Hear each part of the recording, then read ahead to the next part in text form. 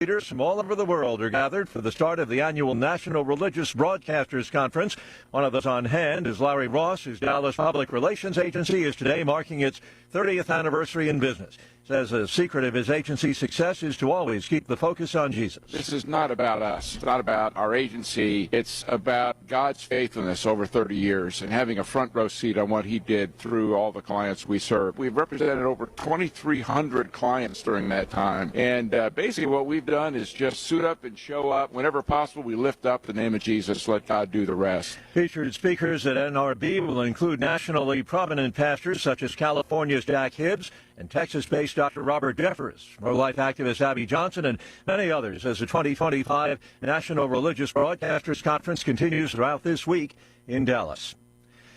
The AP loses its initial bid to strike down new limits on its White House access. A judge refused to immediately reverse the White House restrictions, but did set an expedited hearing date for March. The AP filed suit last week over access that was blocked when the wire service refused to use the term Gulf of America in its widely used style book. The AP calls the new restrictions on its access a targeted attack on its editorial independence. White House press official said the AP has the right to engage in what he called irresponsible and dishonest reporting, but no guaranteed right to special access to the president. Bob Agnew reporting. That big, beautiful bill, as President Trump calls it, is nearing a vote in the House. A vote on the GOP budget bill that would advance the Trump agenda could come later today. On Wall Street, ahead of this morning's opening bell, Dow futures are up 96 points. NASDAQ futures down 16. More on these stories at townhall.com.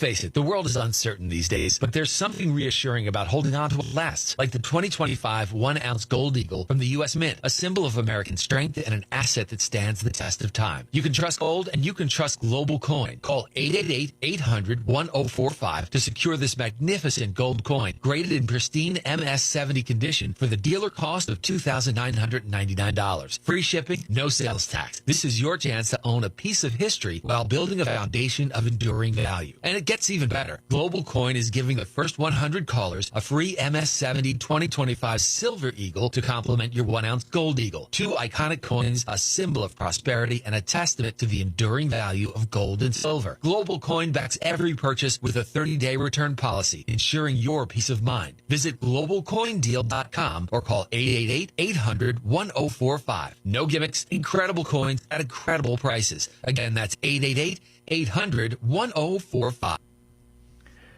Prime Minister Keir Starmer says the UK will raise defense spending to 2.5% of its GDP by 2027. The United Kingdom currently spends 2.3% of gross domestic product on defense. The government had previously set a target of 2.5% without setting a date. The announcement comes as European countries scramble to bolster their collective defense after President Trump put them on notice to do so. The British PM scheduled to meet with Mr. Trump at the White House on Thursday. Trial underway in Germany for 4 alleged Hamas terrorists suspected of organizing weapons stockpiles across Europe. They're accused of seeking out and setting up weapons depots for Hamas so terrorists could later use the firearms and the ammo for attacks on Israeli and Jewish targets. Prosecutors say Hamas considered targeting the Israeli embassy in Berlin, the area around Tempelhof Airport in the capital, and the U.S. Ramstein Air Base in Germany. News and analysis, townhall.com. One division of the FDA is coming under new management. Patrizia Cavazzoni, formerly the top regulator of the drug division of the Food and Drug Administration, is joining Pfizer as chief medical officer. Cavazzoni was the head of the FDA Center for Drug Evaluation and Research during COVID from 2020 until her departure in January. Interestingly, Cavazzoni is not new to Pfizer. She previously worked at Pfizer and headed clinical sciences and development operations. She was one of several top FDA officials who left the agency ahead of the confirmation of Robert F. Kennedy Jr., a longtime critic of Big Pharma and the vaccine approval process. Tasha Stevens reporting. Vivek Ramaswamy has tossed his hat into the ring for Ohio governor. The Republican, a Cincinnati native, a millionaire biotech entrepreneur, and former presidential candidate, and he has the enthusiastic backing of President Trump, calling him young, strong, and smart. More on these stories at townhall.com.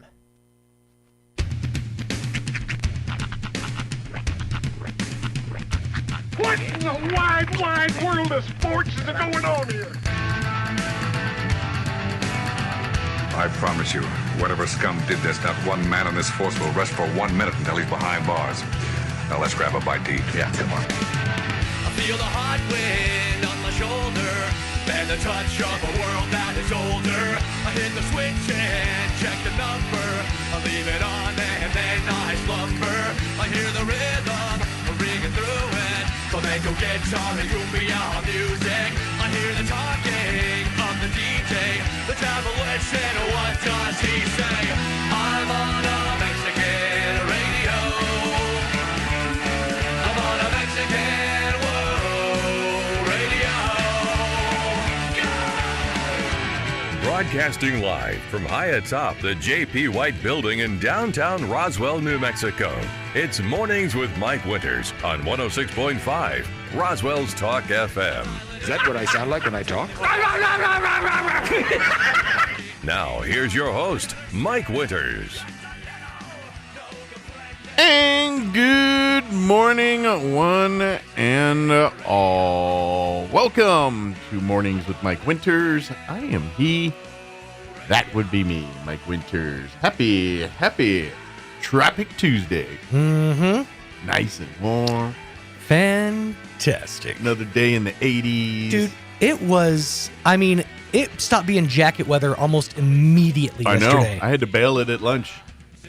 I brought it again today. I know I'm going to be losing lunch, but I needed it this morning. I came back in shorts. That's what yesterday was. And literally, I've reached that point in my life where most of my conversations revolve around the weather. But when the weather is doing what the weather's been doing, it is an interesting topic of conversation. Life it was 18 degrees like 5 days ago. Yeah, now it's 44.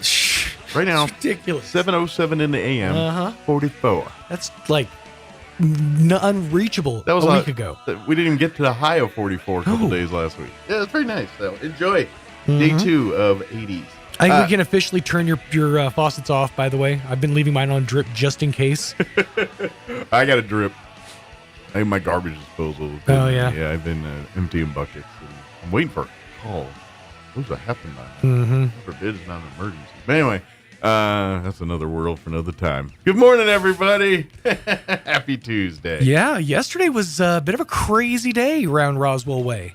Oh, with the airplane? With the incident out at the Air Center. It landed safely. Successfully, and props to that But there was all pilot. kinds of scenarios going on there. I guess it lost some kind of flight controls. I heard 16 different scenarios of what was going to happen within 5 minutes yesterday. I think initially, just based on like the reports I saw and things on there, initially from what I heard, it was a Navy aircraft that lost flight controls, and so they were trying to, at first, the first plan was to circle, dump fuel, and punch out. Right. But the pilot apparently started getting some of his controls, and I think it had something to do with the gear, but I'm not sure. Landing gear is what I kept hearing online, is they couldn't get his landing gear to deploy. Yeah. And so I heard he was good. Yeah, he was gonna. But anyway, they were able to get it cleared enough to where he was able to put the aircraft down safely on the runway. They said the report was like 3 of the 4 landing gear. He got that operational, and then he finally got the 4th one going. I never did hear what kind of aircraft. I'm not. I don't know if it was a fighter aircraft or it had two pilot and a co-pilot. So that could be anything. It could. I mean, it could be. Methinks if it was 2, it's probably not a fighter. I mean, occasionally there's 2 in a fighter, but not often. So I'm guessing this is a cargo plane of some kind, maybe a refueler. Possibly, yeah. Or a refueler or something of that nature. But I'm not sure. Of course, if it's a refueler, it had a lot of gas in it. So. Yeah, that's terrifying. Yeah. Because I heard people saying, they're going to fly into the side of a mountain. And oh, yeah, now those people are talking. Yeah.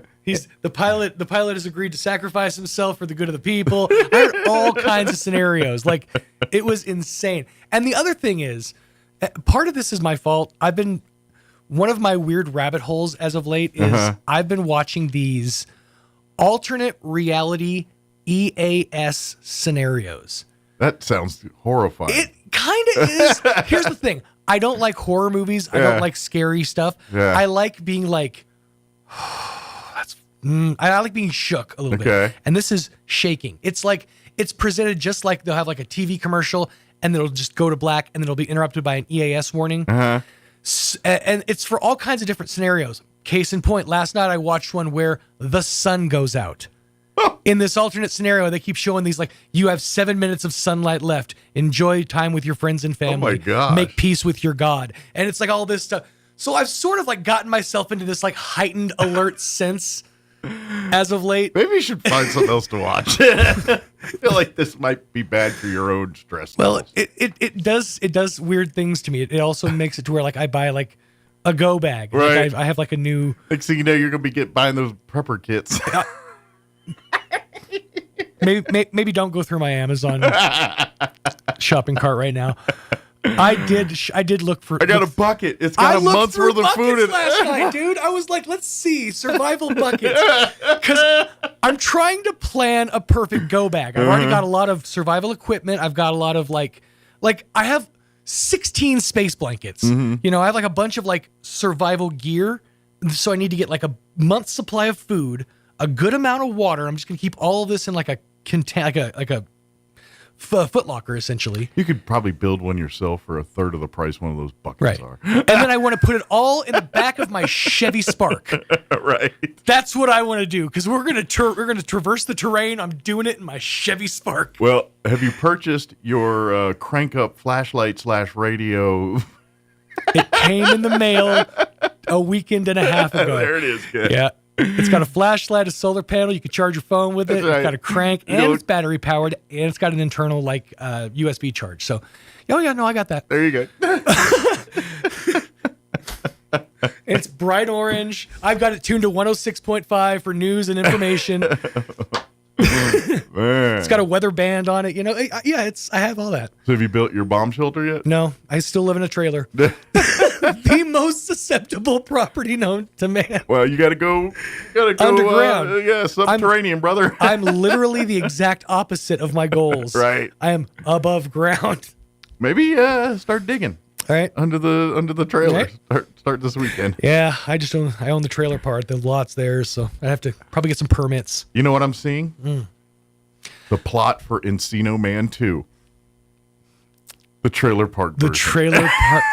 So here's the thing. You're going to dig under your trailer and you're going to find a caveman. There you go. Or just a dwelling.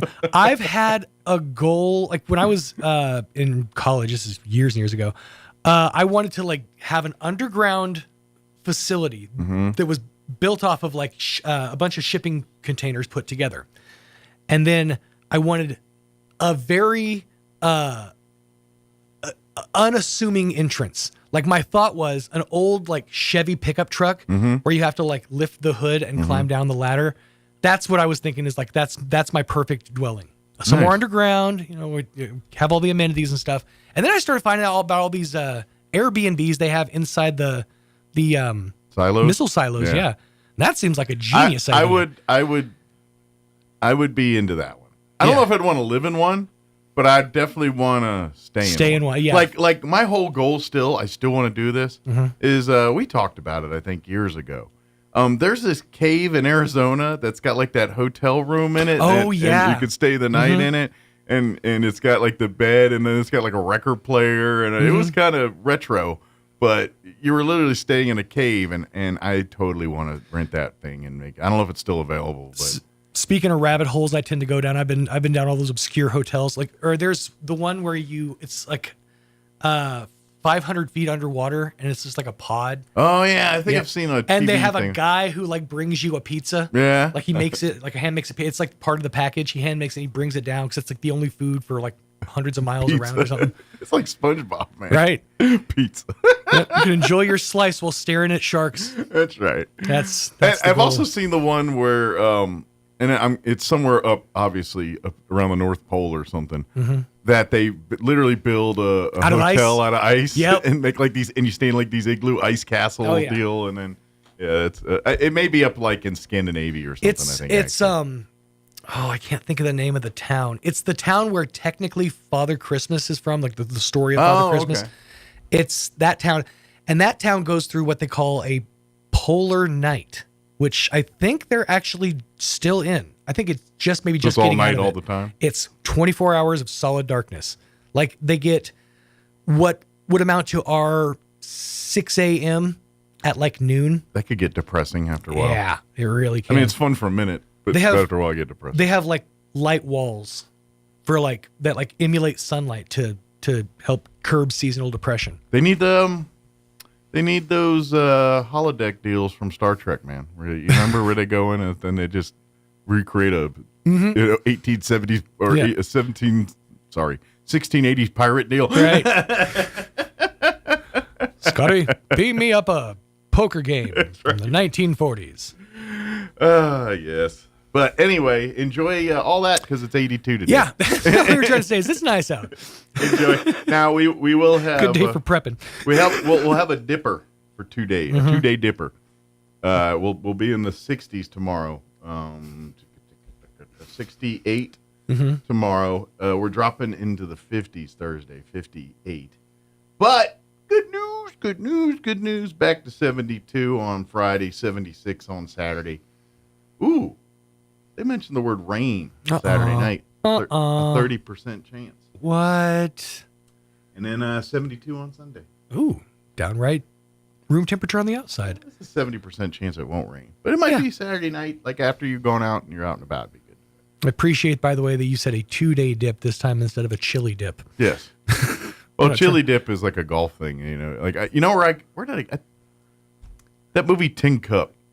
I think there's a line where Cheech and what's his name? Costner. Yeah. Are talking and you know, Costner hits the ball and I think Cheech goes, "Oh, that was a little chili dipper there." And I think ever since I heard that, nice. I've used that term. That's chili fair. dipper. By the way, you just briefly mentioned it. I have to mention Cheech and Chong's new movie. Yeah, it's that like looks amazing. It's like a documentary / story of the the origin story of Cheech and Chong. Yeah. Yeah, it looks really good. It does. You showed me. That's going to be in theaters, right? Yeah, they're gonna do. I think it comes out nationwide, like the 28th of April. But they're doing a pre-screening in select cities on 4/20. What's your birthday? The 25th. 20th. That's the day it comes out. That's right, the 25th. I guess my birthday's on a Friday. Ooh, sweet, nice. Got the whole weekend to celebrate. I know. At this stage, dude, I'm just like, can we please just move on? Yeah. In our brain, we act like, ooh, yeah, like at the 21-year-old brain, it's like, oh, it's going to be a Friday, party it up. And you're in your 50s, you're like, why? I'm not like I'm going to do anything different. I'll be pleased on my birthday weekend if somebody just happens to maybe give me a coffee. I can drink 2 beers without, and I'll pass out at 7. You party animal, you. Right. Have me a chocolate pudding and pass out. Dude, still though, nothing to me is more entertaining than and she's listening, so I have to be careful. A lightly inebriated Kim. Yeah. Seeing her at Thomas's party when she was about a half a drink in, and she was very lovey-dovey. Yeah, she gets very handsy.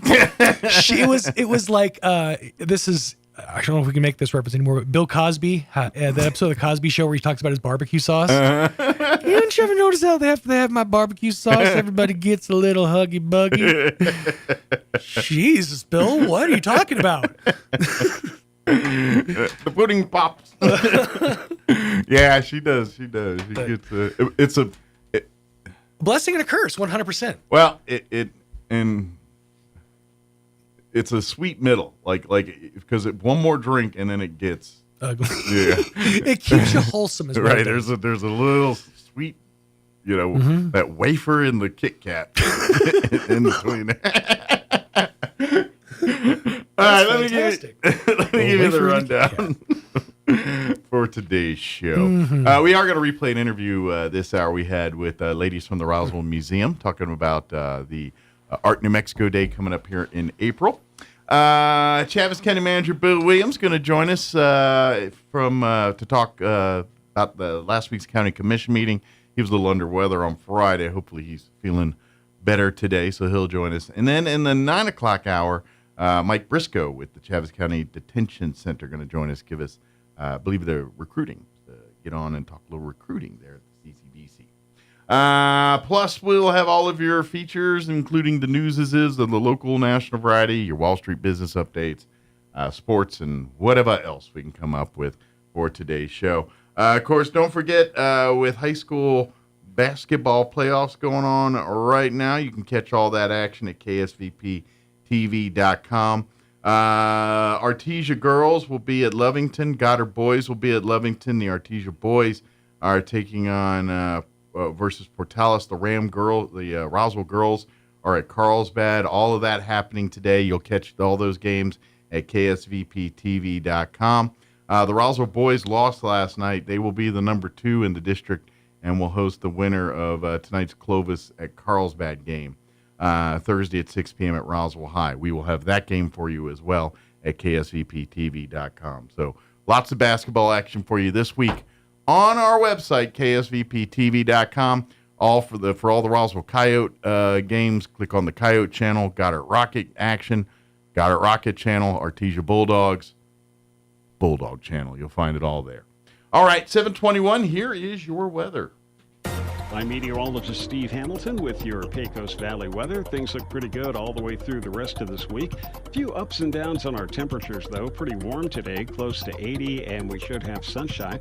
Overnight looks clear, our low in the upper 30s. We have a quick cold front moving in early Wednesday. That'll cool things off to the mid and upper 60s, but it will stay sunny.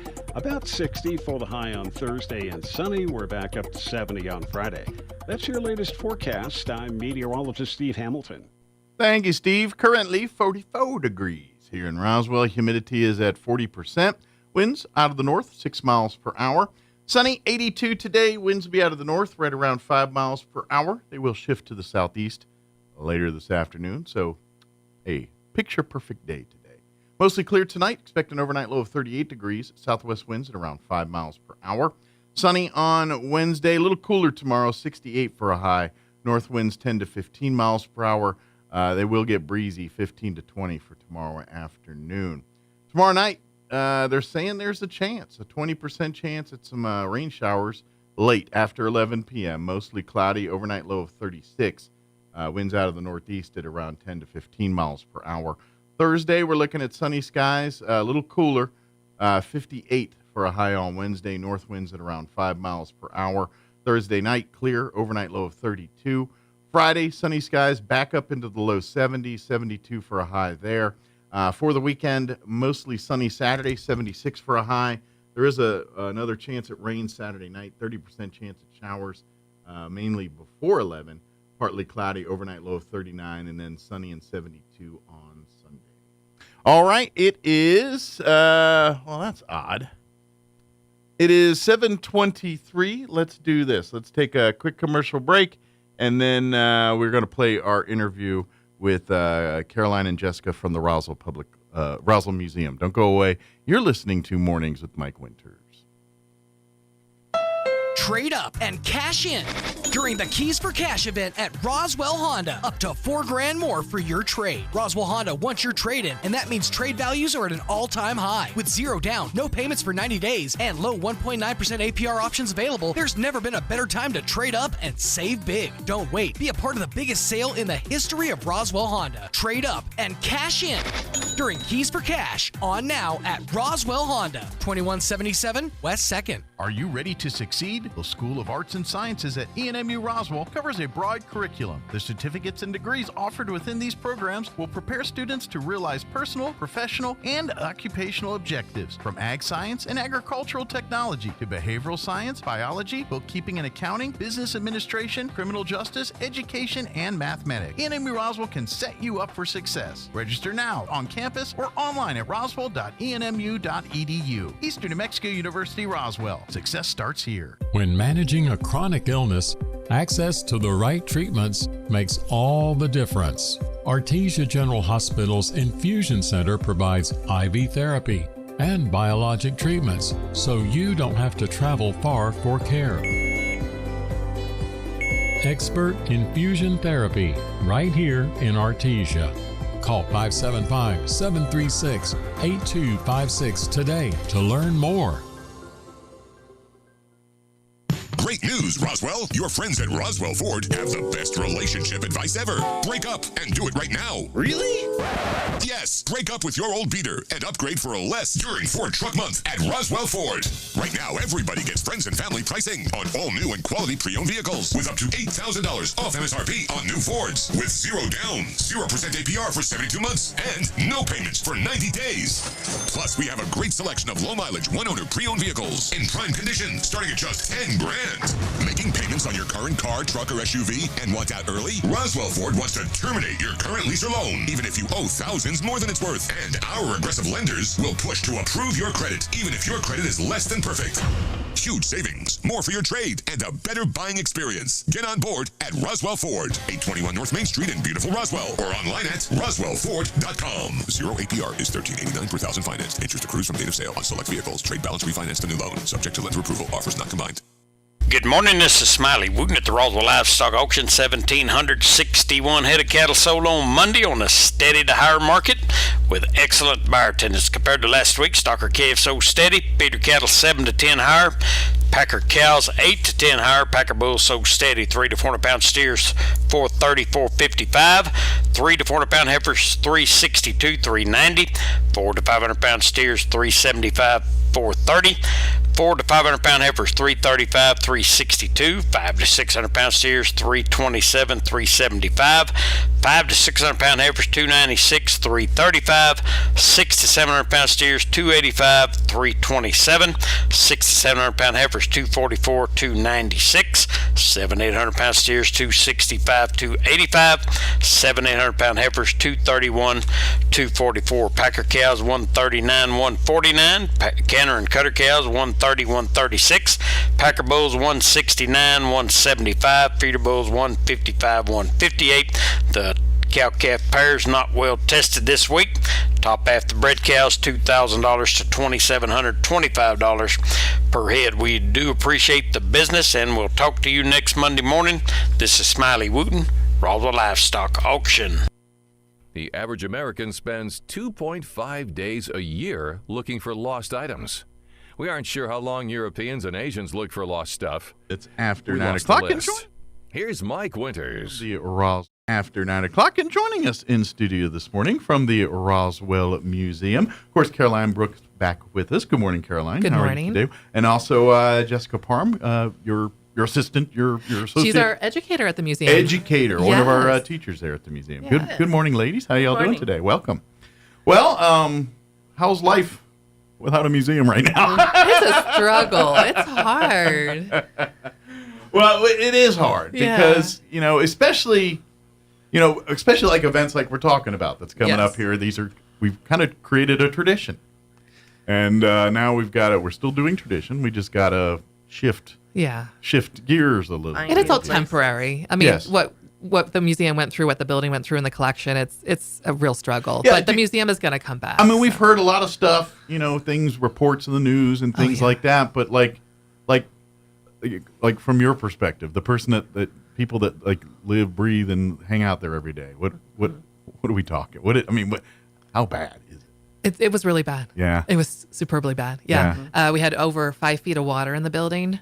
And if you imagine, like when you typically hang artwork, you hang it kind of like at the 5 foot mark.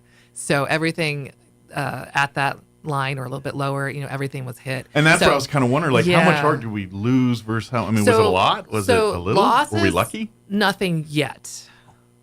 Or I would say like under 10. Like there's that, or like, I don't think that one's going to make it. Not coming back. Right. Yeah. But we acted quickly, and conservators came out from the Conservation Center in Chicago.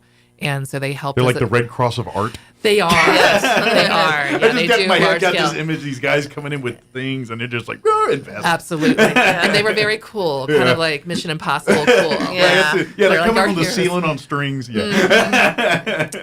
So add Artie into that. They came in, and for like 2.5 weeks, they helped us evacuate the collection. So half of it, I would say, went to Chicago to their facility. Okay. And is this some on display or just kind of in a warehouse right now? In their storage facilities. Okay. I didn't know if they said, well, great, we'll create a New Mexico piece here in Chicago. No, so those are the things that were damaged. Gotcha. So at or below the flood line, in the flood waters themselves. So they took the damaged things. And a lot of them are frozen still to prevent further damage. Okay, because I'm wondering, part of me wonders, because it's art and it's unique, one-of-a-kind stuff. Yeah. I mean, do we show it with its scars? Like, say we can't repair it. Do we create an exhibit saying this is the art we kind of lost, and maybe and there's see a couple that things you can do. So one, you try to bring it back to its pre-flood condition. Sure. And so typically what we go through is the conservation. So conservation, I consider that a light touch. Gotcha. Anything they do is reversible. So it's like paint's lifting a little bit. They push it back down, and they use like a glue that you can technically remove in case conservation practices change in 15, 20, 30 years, that they can reverse what they did. Restoration is a bit deeper. That's a heavier hand. Okay. And so that might be more like infilling, because that paint was an absolute loss. And so they're infilling where that paint was lost and recreating that section. Okay. So to be honest, we don't know yet. We haven't gone far enough into the process. Okay. But it's probably going to be a bit of both. Okay. Was it just the painting arts? Was there any of the other, like, because there's more than just paintings. The whole in the variety was hit. So gotcha.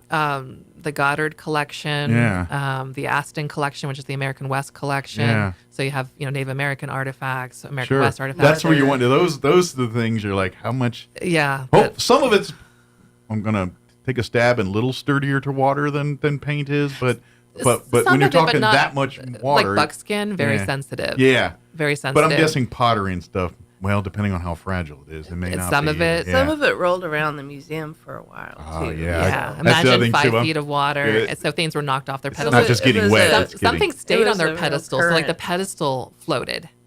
And then it stayed on there and didn't fall off. And you're like, what? Like, that's kind of one of those moments you're like, a mystery. Yeah. There's but something more to that piece than we know of. Yeah, the paintings, sculptures, works on paper, pottery, the American West. So all different elements of the collection, I would say, were hit by the floodwaters.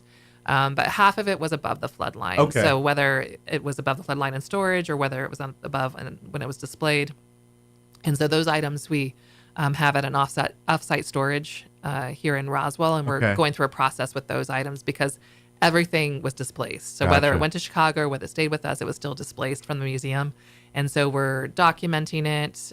We're doing condition assessments, photographing and everything. So just doing a full inventory to make sure that we're tracking everything. Sure. But even the things that weren't in the floodwaters directly, we still are going to have to go through a cleaning process because anyone who was affected by the flood, there's a heavy silt. It's like a fire, even though your place wasn't burned, you can still get damage from the after effects, the smoke. It's the same thing with flooding. Yeah. So the staff that would normally be in the store or doing our front desk or doing the planetarium, they're all helping with this kind of care and preservation. And things that they've got to worry about not coming back. So they're doing a lot of that kind of, of the things in Chicago, which is why they were frozen. Sure. So things were frozen to prevent that mold from forming. But even there was, it forms quickly. Sure. So there were still things but that even like in the that facility itself, where places are maybe not impacted, but just being in that environment, it kind of, it's a the cocktail humidity. for that kind of stuff. Yeah. I want to ask more questions, and I kind of want to move on to our event and everything. But like for the future of the museum, this is kind of an opportunity where at the same time you're like, okay, we want to bring the museum back, but can we make some things better? I mean, or is it kind of looking? It's like, all right, we're not bringing back the same building. We're going to bring back a Superman version of it, or You're on the right mark, yeah, for sure. I mean, there's the silver lining in any disaster like this. So it's like it's an opportunity to evaluate what was working, what wasn't working, and it's going to be a process. It's going to take several months, maybe even a year, to determine. Are we staying in the same location? Are we moving to a different location? Even if we stay, there's still an opportunity to adjust things. Sure. Or maybe it's a hybrid. Maybe majority is at a different location. Maybe higher ground. out of the flood zone. It's a start. Yeah. But then, like we still have that original portion of the building, which was the Federal Arts Center that opened in 1937. There's history in that building in and of itself. And investment and memories and everything. Plus it is a generational place. I mean, that area of downtown with the Goddard sculpture, the planetarium, the museum, all right, that's an iconic to the landscape of Roswell and generations of people, and just to see that change is yes, change happens. That's life. But it is a little sad nostalgia when you're like, oh man, the thing we once community gone. has grown it over the years. It's like the rocket slide that now is an art piece downtown. Right. Here. You know, that's that in a nutshell. But it's the 40 years of people taking classes under Area Finch. Exactly. Right. And she helped build that program and that studio. So So maybe, just maybe, you know, we don't know yet what that future holds. We don't know. It's a process that just, you know, involves insurance, FEMA, evaluation, architects, engineers, and. But fear not, there will be a museum. There will be a be museum. back again, and it will,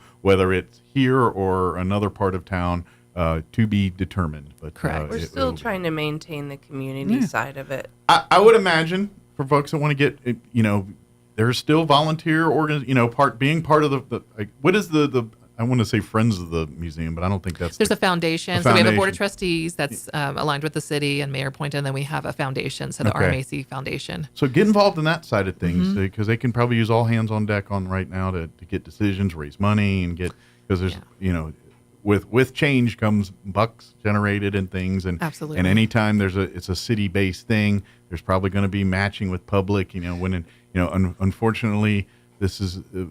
Museum they don't look at in the same vein that they look at, say, your sewage water. So they prioritize these kinds of things a little different. But I know, so one of the areas that people ask, they're like, how was the Goddard collection? Again, it was in the flood. Pretty much everything was in the flood, but we rescued the artifacts. So we have those. Those will go through a conservation process.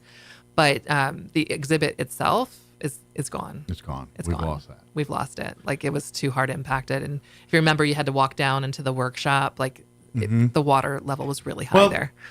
Just maybe, there's probably enough video and footage of that particular thing that if we choose to recreate it that way again, we've got enough documentation. But again, silver lining, right? Exactly. So we had already been wanting to do expand the storyline, include different elements like the role of Esther Goddard, his wife.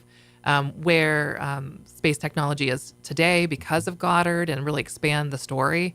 And so it's that opportunity to do that.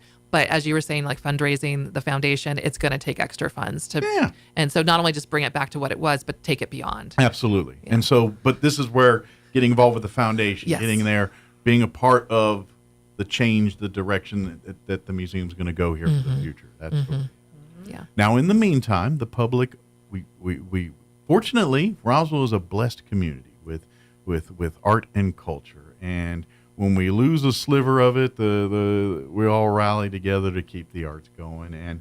And the Art NM event that we have annually that you think is going to be a little different this year, but it is happening here in April, and it's game on. But the museum's just going to have to play a slightly different role this year. Right, we're not hosting it this year. Yes. Not entirely. Just coordinating, not hosting. Yeah. So kind of give us the version of this year's Art New Mexico event. Well, we've been working with the library. Okay. They've been welcomed us to come work at the Bondurant Room or some of their spaces. And there's always been that great partnership with the museum and the library, and doing various projects that kind of cross promote each other. Sure. We're great, friendly workers together. Yeah, we're going to be working with them for this. This event, and there are going to be a number of cities around New Mexico that are also participating in the Creative New Mexico event, and it's Silver City, Carlsbad, Taos, Rio Rancho, Farmington, and Gallup. So kind of all corners of the state covered in various ways, shapes, or forms. So the theme this year is Art Unites Resilience and Recovery. And it's apropos, isn't it, for us? A little close to home for Roswell, huh? And they're all going to have a little bit of promotion for the Roswell Museum. It is. So is this kind of a little bit of a rally year for Roswell in that way? In the New Mexico art community, it's saying, hey, let's lift them up and let's get our museum back. Yeah, bring awareness around the state to what happened here. Sure, is the idea. Well, and that's great because New Mexico is blessed with an art. As far as we're one of those states that you've got a little bit of everything. We don't have a New York City in it per se, but you go up north in the Taos in that area, and you have some of the most renowned artists that call this this place home. And so when you get that kind of support involved, it's a good thing. Absolutely. When you have internationally renowned artists and stuff that call New Mexico home involved in the thing, that's a good thing. Absolutely. So I'm going to take a stab that some of that's involved. Yeah. Some of this. And this year, it's event, like I said, it's in April. It's on April 12th. It's a Saturday.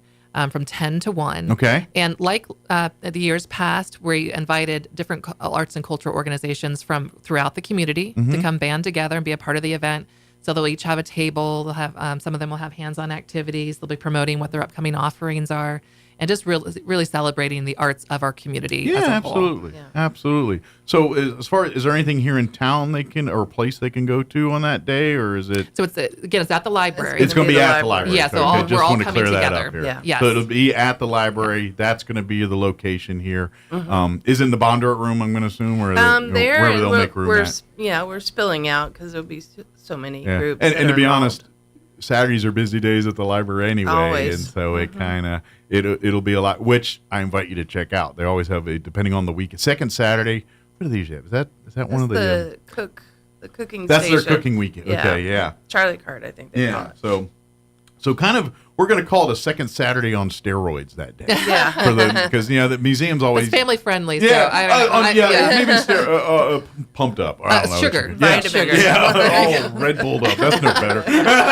but anyway, it'll be So kind of come to the library, come and participate, and obviously all the art and MN Day stuff. But while you're at the library, I invite you to check out a book or two, or take some of their summer classes, and get a card. If you don't have a library card, for Pete's sake, get one of those while you're there.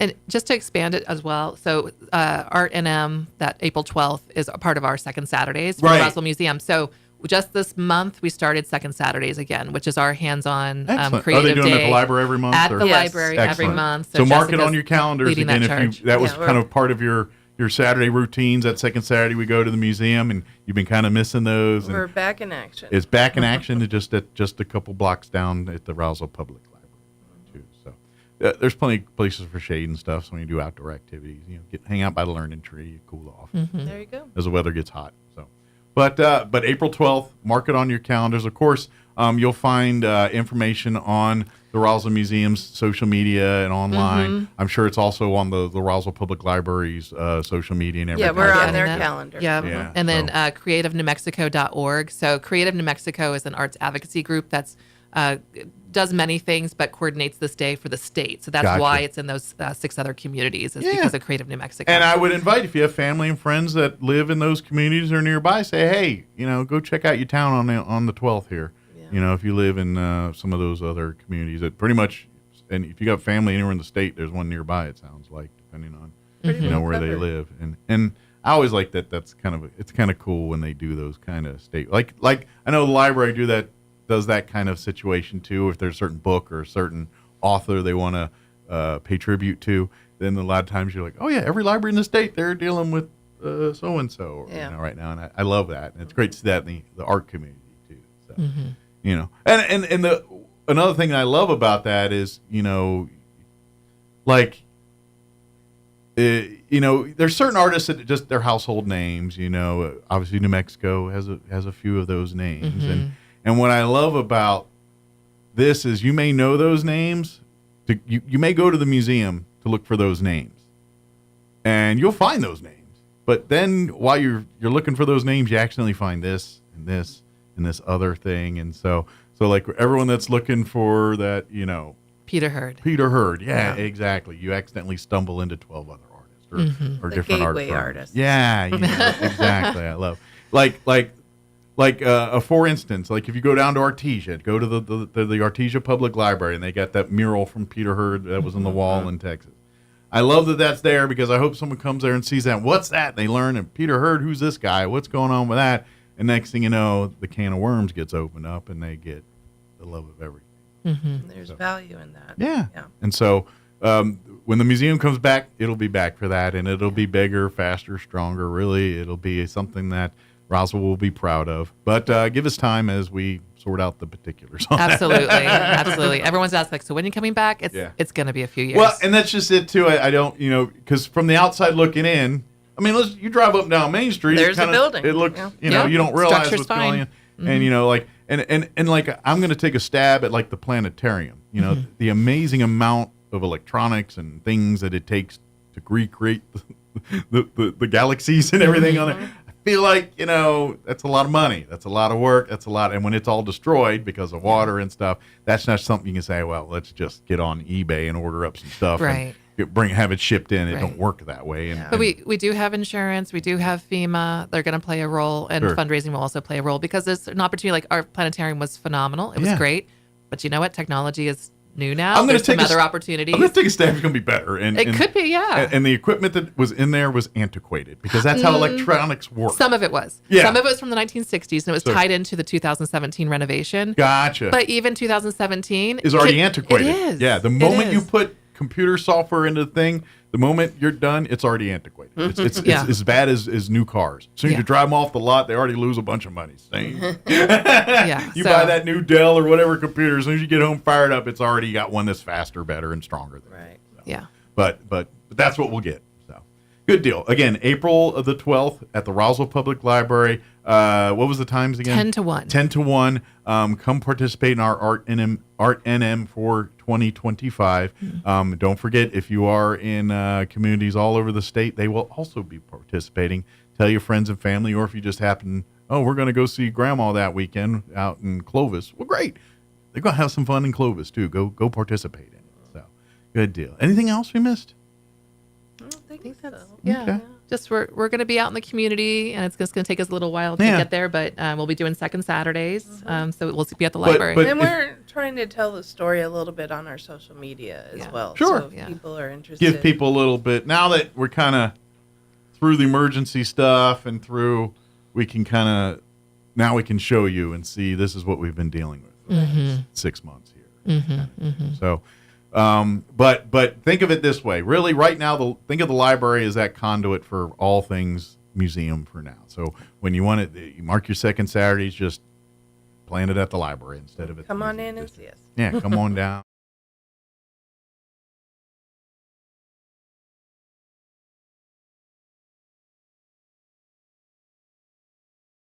Pursue capital funding to renovate the long-closed movie house. Right now, the plan would have Artesia Main Street purchasing the building. Artesia Main Street would then use grant funding to do the work through New Mexico Main Street, which has already donated more than $1 million the past decade for similar historic theater renovations. In fact, Lovington recently received $400,000, while Carlsbad received $350,000. The New Mexico Senate Finance Committee has approved a bill that would raise the royalty rates from the state to oil and gas operators to drill for fossil fuels on state land. Now the bill moves to the full Senate floor for a vote. If the bill receives a majority vote there, it would move to the New Mexico House. The bill would raise the cap on oil and gas royalty rates from 20 to 25%. However, it would only apply to new leases on the most high-valued tracts of land in the southeast Permian Basin of Eddy and Lee counties. You're up to date. I'm Jared Sorello.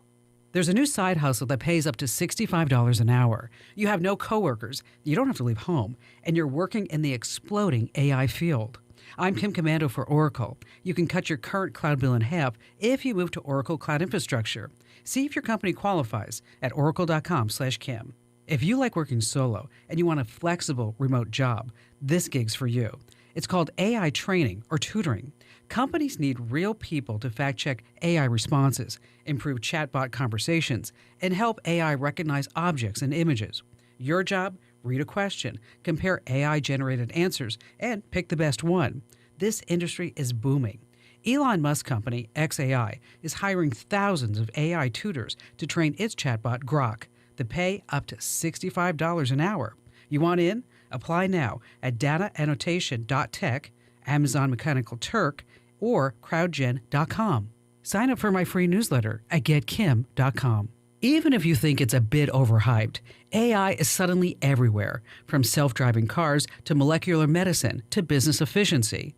If it's not in your industry yet, it's coming fast. But AI needs a lot of speed and computing power. So how do you compete without costs just spiraling out of control? It's time to upgrade to the next generation of the cloud, Oracle Cloud Infrastructure, or OCI. It's a blazing fast and secure platform for your infrastructure, database, application development, plus all of your AI and machine learning workloads. OCI costs 50% less for computing and 80% less for networking. Thousands of businesses have already upgraded. Oracle is offering to cut your current cloud bill in half if you move to OCI. Offer ends March 31st, 2025. See if your company qualifies for this special offer at oracle.com/Kim. That's oracle.com/Kim. Oracle.com/Kim. Oracle.com/Kim. I'm meteorologist Steve Hamilton with your Pecos Valley weather. Things look pretty good all the way through the rest of this week. A few ups and downs on our temperatures, though. Pretty warm today, close to 80, and we should have sunshine. Overnight looks clear, our low in the upper 30s. We have a quick cold front moving in early Wednesday. That'll cool things off to the mid and upper 60s, but it will stay sunny. About 60 for the high on Thursday, and sunny. We're back up to 70 on Friday. That's your latest forecast. I'm meteorologist Steve Hamilton. It's time for the Chavez County Sports Report. Got a lot of basketball action going on tonight. District tournament games. And in fact, there was one last night, not technically a district tournament game, but it was a tiebreaker to determine who has the top spot in district. That was Roswell playing at Hobbs in boys basketball, and Hobbs wins on its home court 76-68. Hobbs 23-4, Roswell 21-6. So Hobbs will get to host the district championship. And going back to a little bit of action over the weekend, non-basketball, how about some wrestlers from Roswell who did pretty well at the state wrestling meet? For instance, Noah Lynn, a senior for the Coyotes, was third at 285 pounds. Teammate Keegan Nichols, he was fifth at 189 pounds. And Nathaniel Lujan Jr. was fifth at 133. The Sports Report brought to you by DSI. Call DSI for all your office technology needs. I'm Eric Butler at Roswell's Talk FM 106.5. With the Wall Street Business Report, I'm Bernie Bennett. Speaking with Americans for Prosperity, House Speaker Mike Johnson explains egg prices. You know, the price of eggs is up high because that has more to do with bird flu than anything else, okay? There's a lot of mixed messages out there, but obviously inflation continues to be a major problem. The way to do that is to make sure small businesses have certainty, to make sure we don't have the largest tax increase in U.S. history, which is what will happen by default at the end of this year if we're not successful in this mission, to get taxes down, reduce regulations, and free up the free market again. The House GOP budget plan would be the first step in teeing up President Trump's ambitious legislative agenda in one piece of legislation that would include border funding, tax cuts, and energy priorities, with tax provisions offset with likely cuts to Medicaid. On Monday, the S&P 500 fell 0.5% after flipping between small gains and losses throughout the day. The Dow added 0.1%, and the Nasdaq dropped 1.2%. For the Wall Street Business Report, I'm Bernie Bennett in Washington. Great news, Roswell. Your friends at Roswell Ford have the best relationship advice ever. Break up and do it right now. Really? Yes. Break up with your old beater and upgrade for less during Ford Truck Month at Roswell Ford. Right now, everybody gets friends and family pricing on all new and quality pre-owned vehicles with up to $8,000 off MSRP on new Fords with 0 down, 0% APR for 72 months, and no payments for 90 days. Plus, we have a great selection of low-mileage, one-owner pre-owned vehicles in prime condition starting at just $10,000. Making payments on your current car, truck, or SUV and want out early? Roswell Ford wants to terminate your current lease or loan, even if you owe thousands more than it's worth. And our aggressive lenders will push to approve your credit, even if your credit is less than perfect. Huge savings, more for your trade, and a better buying experience. Get on board at Roswell Ford, 821 North Main Street in beautiful Roswell, or online at roswellford.com. 0 APR is $13.89 per thousand financed. Interest accrues from date of sale on select vehicles. Trade balance refinanced to new loan. Subject to lender approval. Offers not combined. Space, the final frontier. Hi, Captain. You can choose your space at Main Trailer Sales. Fascinating. Don't cling on to that old camper. The logical choice. New Durangos, Montanas, Cougars, and Passports from Main Trailer Sales. They allow space and comfort. Boldly explore like never before. Beam on board to that perfect camper. Don't go camping without us. Live long and explore. Main Trailer Sales. Don't go camping without us. A bedroom is a quiet escape where I go for peace and comfort. This is Melanie at Glenn's Furniture. I know how important the most private room in your home is for your life and the lives of your family. That's why we offer a selection of bedroom groups that make living easier and more comfortable. Modern designs, bold curves, and stylish fabrics elevate your bedroom space. You'll find your new set easy to sleep on and even easier to own. Come see us at Glenn's on the corner of Union and Alameda, where delivery is free since 1953. The Roswell Symphony Orchestra presents Shearer Plays Vaughn Williams, Saturday, March 1st at Pearson Auditorium, featuring Dr. Jim Shearer, professor of tuba at New Mexico State University, in the Vaughn Williams Concerto for Tuba and Orchestra, plus Beethoven's 7th Symphony, along with works by Barber, Sibelius, and Mozart. Get tickets and more information at roswellsymphony.org or by calling 575-623-5882. Shearer Plays Vaughn Williams, Saturday, March 1st at Pearson Auditorium in Roswell. Sponsored in part by Dr. John and Ms. Deanne Kaysen and the Roswell Lodgers Tax. Hi, I'm Chef Anthony Noble at the Valley Cafe located at 801 West Brasher in Roswell. We want to welcome you for dinner 5 to 8 p.m. weekdays, except Wednesday we close at 2 p.m. If you haven't tried our food yet, I hope you come try one of our dinner entrees, pasta, soups, salads, burgers, and sandwiches, and our weekly specials as well. Let me make you great dinner. Visit the Valley Cafe at 801 West Brasher, the Orange Building across from Church on the Move in Roswell. Can't see us in person? Find our full menu on DoorDash, Grubhub, and Uber Eats. Take your career to the next level. If you have mechanical aptitude, the Crumlin Auto Group wants to talk to you. Make real money without driving to the oil field. Certified master technicians can earn up to $70 an hour. Entry-level technicians start at $20 an hour with free training and tools. The Crumlin Auto Group offers competitive wages, health insurance, a 401k, housing assistance, and a sign-on bonus of up to $20,000. You could be making over $150,000 a year. Apply today at KAGNM.com. KAGNM.com. The ultimate Wi-Fi experience is now available to you thanks to Smart Home Wi-Fi with Plateau. Get fiber-to-home technology 100 times faster than average household internet speed. Plateau has multiple plans and options to fit your family. With Fast, get true 100 megs per second download and upload speed. With Faster, get true 500 megs of download and upload speeds. And with Fastest, you get 1 gig. Learn more at plateautel.com. Get the speed you need with Plateau. Tried, true, trusted. So you've got questions about the birds and the bees? What would Jim Gill do? Hi, this is Ben Manette with Roswell Seed Company. If Jim was here, he'd tell you that it's time to order your bees. You'll get a 3-pound box of live bees and a queen, and that's enough to start a hive. As for the birds, we're talking about baby chicks. Not only are they cute as can be, they'll soon be supplying your family with fresh eggs. So come see us at Roswell Seed and find out all about the birds and the bees. Trade up and cash in during the Keys for Cash event at Roswell Honda. Up to $4,000 more for your trade. Roswell Honda wants your trade in, and that means trade values are at an all-time high. With 0 down, no payments for 90 days, and low 1.9% APR options available, there's never been a better time to trade up and save big. Don't wait. Be a part of the biggest sale in the history of Roswell Honda. Trade up and cash in during Keys for Cash on now at Roswell Honda, 2177 West 2nd. Here's a Mornings with Mike Winters fun fact. Astronauts are not allowed to eat beans before they go into space because passing wind in a spacesuit damages them. The suits for the astronauts. Here's Mike Winters. And good morning. It is closing in on 7:58. Stay tuned next hour, here about 8:15 or so. Chaffetz County Manager Bill Williams will join us to give us the update on and the rundown from last week's county commission meeting. He was normally joins on that Friday, but like many people, the crud is going around and he got hit with it. So hopefully he's feeling a little bit better today. Let me put some things on your radar while I got you here before news.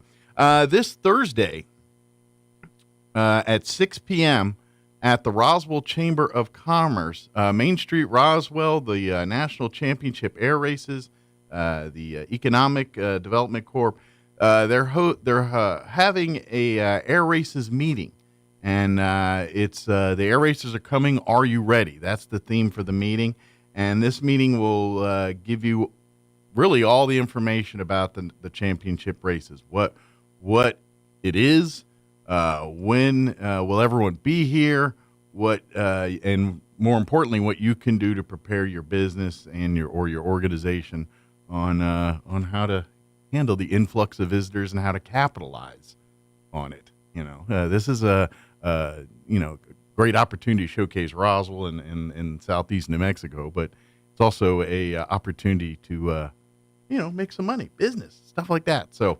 If you want to learn more about all that, please attend the meeting. It's free. They do ask you RSVP. And you can do so by calling 575-914-8017 or emailing ed@mainstreetroswell.org, ed@mainstreetroswell.org. Again, it's this Thursday, 6 p.m. at the Roswell Chamber, 131 West 2nd. All right, you're listening to 106.5 Roswell's Talk FM, KEND, Roswell, New Mexico.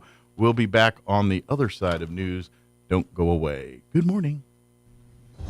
News this hour from townhall.com. I'm Rich Thompson. Following talks with President Trump at the White House, the French president is raising hopes for a truce between Ukraine and Russia. Emmanuel Macron said the arrival of President Trump at the White House had been a game changer.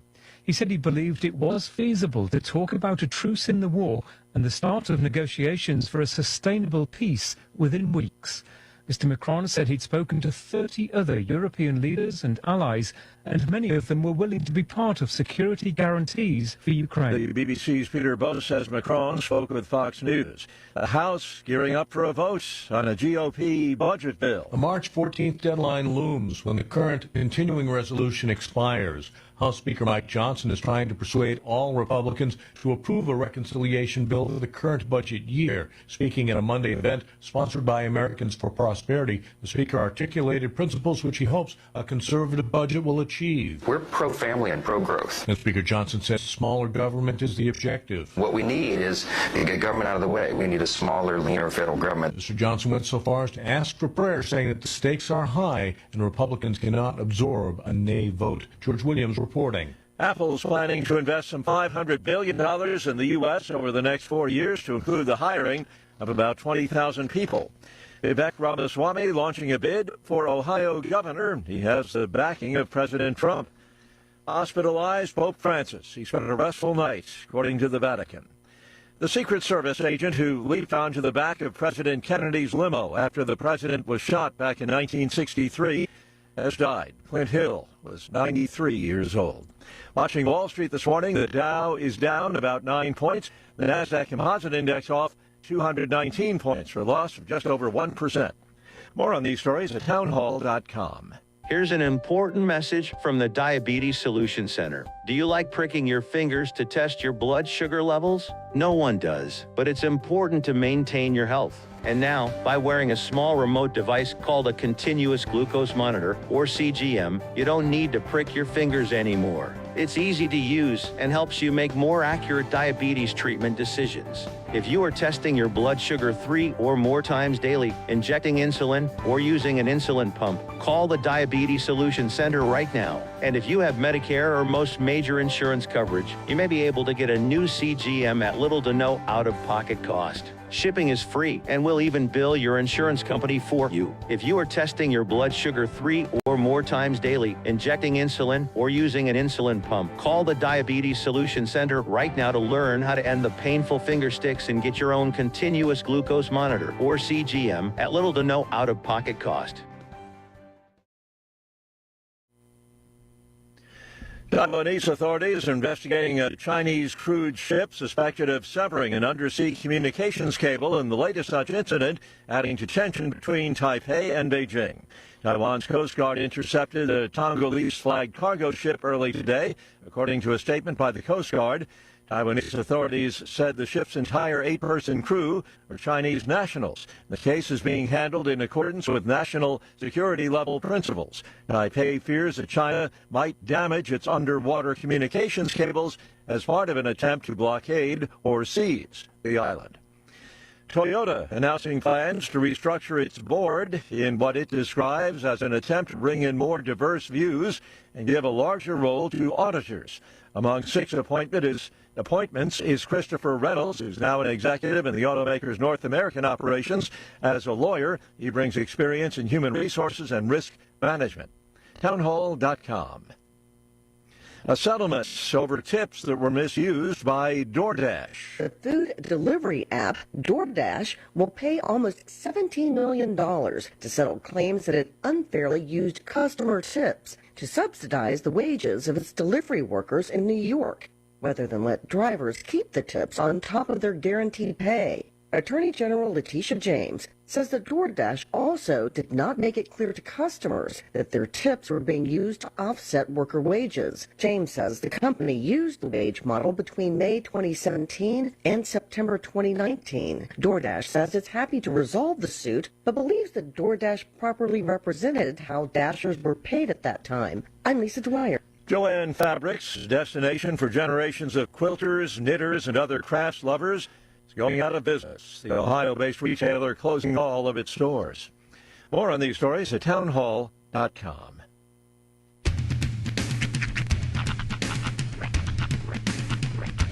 What in the wide, wide world of sports is going on here? I promise you, whatever scum did this, not one man on this force will rest for 1 minute until he's behind bars. Now let's grab a bite to eat. Yeah, come on. I feel the hot wind on my shoulder and the touch of a world that is older. I hit the switch and check the number. I leave it on and then I slumber. I hear the rhythm ringing through it. Flamenco guitar and cumbia music. I hear the talking of the DJ. The tablet said, what does he say? I'm on a Mexican radio. I'm on a Mexican radio. Broadcasting live from high atop the J.P. White Building in downtown Roswell, New Mexico.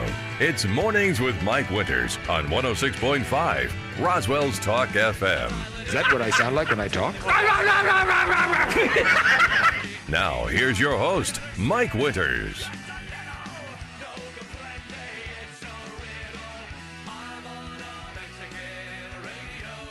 And good morning. It is 6 minutes after 9 o'clock or 8 o'clock. Mm-hmm. Man is dreaming. You.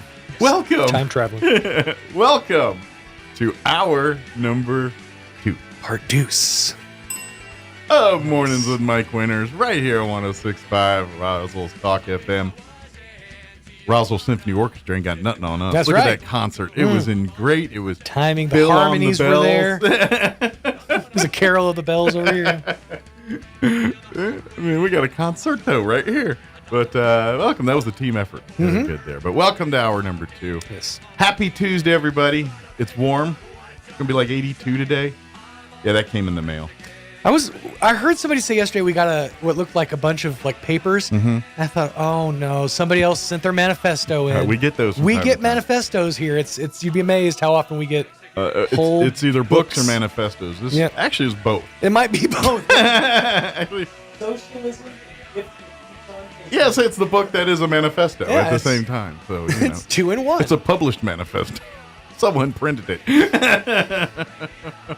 Yeah, we get things like that. That was the latest. What was it? Stephen Wright or Mitch Hedberg? One of them had that joke where it's like you can't have 2 in 1 shampoo, or else it'd just be all over the bottle.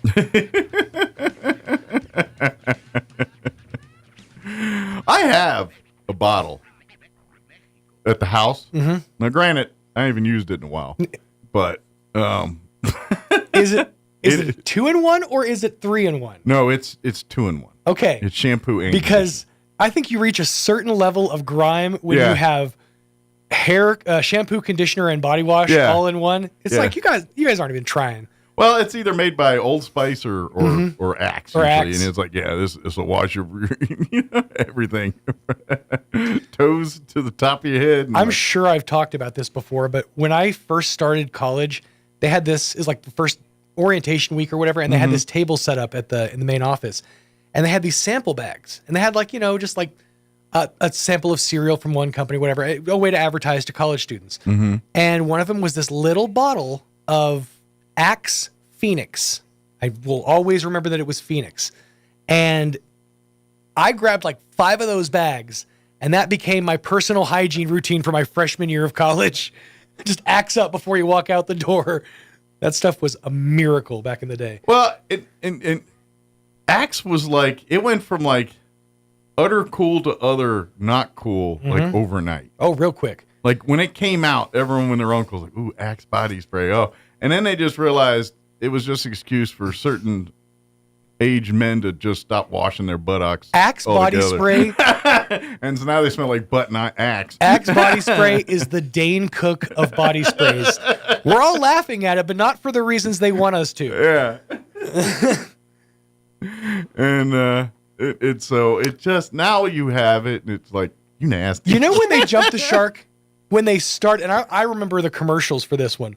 They came out with a bunch of, like, right at the beginning, they had a bunch of different scents, and then they started just throwing stuff at a wall to see what sticks. They came up with one, I think they still sell it, that had chocolate notes, like it smelled like chocolate, because women are attracted to chocolate, you know. Mm-hmm. The commercial, though, was disturbing because it was a guy sprayed himself down, he turns into chocolate, and then a woman comes from off screen and starts to eat him. It's that's disturbing in all the wrong ways. Yeah. Well, that's the problem with most of these things is it's all well and good to got to go out in nature. Mm-hmm. And when you're smelling like a hot fudge sundae out there. With notes of bergamot and cocoa. But why, though? Yeah, I'm just saying. You're like... Not to mention, you know what you're using that to cover up, so you just smell like chocolate and weed. You're just the ice cream man running through the woods saying, come eat me. I smell delicious. Why are the mosquitoes...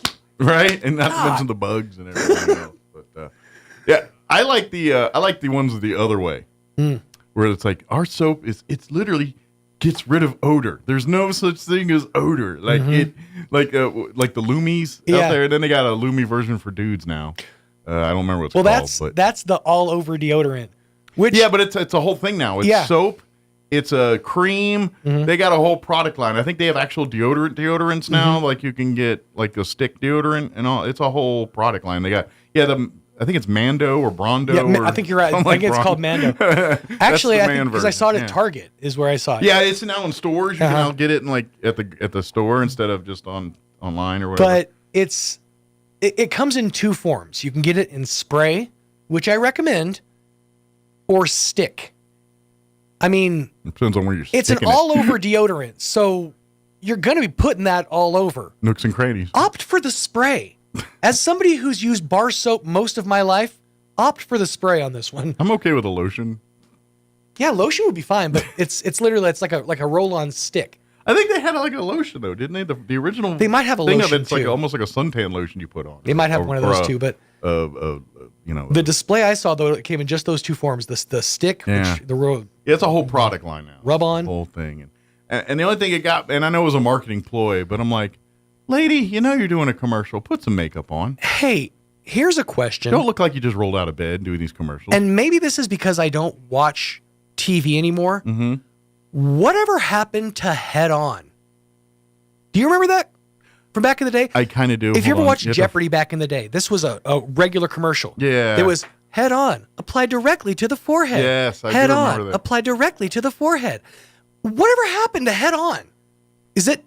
What always worries me is when one of those companies like gets like to a certain status and then they just go away.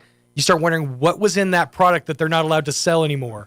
Like what toxins did I put on my body? Same thing on those flea and tick collars you buy at the grocery store. Right. This will get rid of ticks. Sure it will. I wonder if that's still a thing. Because that was a massive Head On. Yeah, I do remember Head On. Cultural thing back in the day. I think it just faded out. I bet you could get it in like the top shelf in the very back of the cold section. It still says is. Yeah, I bet you can get it. It's just they don't market it like they used to. They did their push, and now they got their Head On faithful. It says the Head On applied directly to the forehead commercial became notorious in 2006, and the product is widely considered ineffective. Well, there you go. That might be part of the problem. Turns out. All I was saying is a lot of the medicines that they sell in the same place where you can buy lighters. Yeah. Maybe just... Or loose tobacco. Maybe just slip past those ones. Just saying. That's all. But.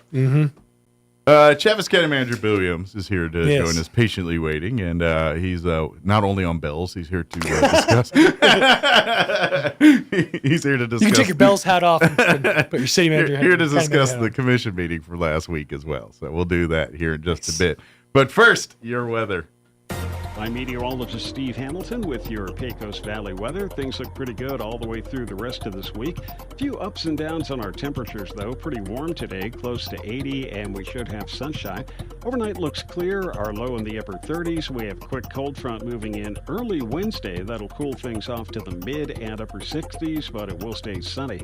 About 60 for the high on Thursday and sunny. We're back up to 70 on Friday. That's your latest forecast. I'm meteorologist Steve Hamilton. Thank you, Steve. Currently 53 degrees here in Roswell. Humidity is at 31%. Winds are currently out of the northwest at 3 miles per hour. Another nice day today. Sunny. Highs of 82 expected.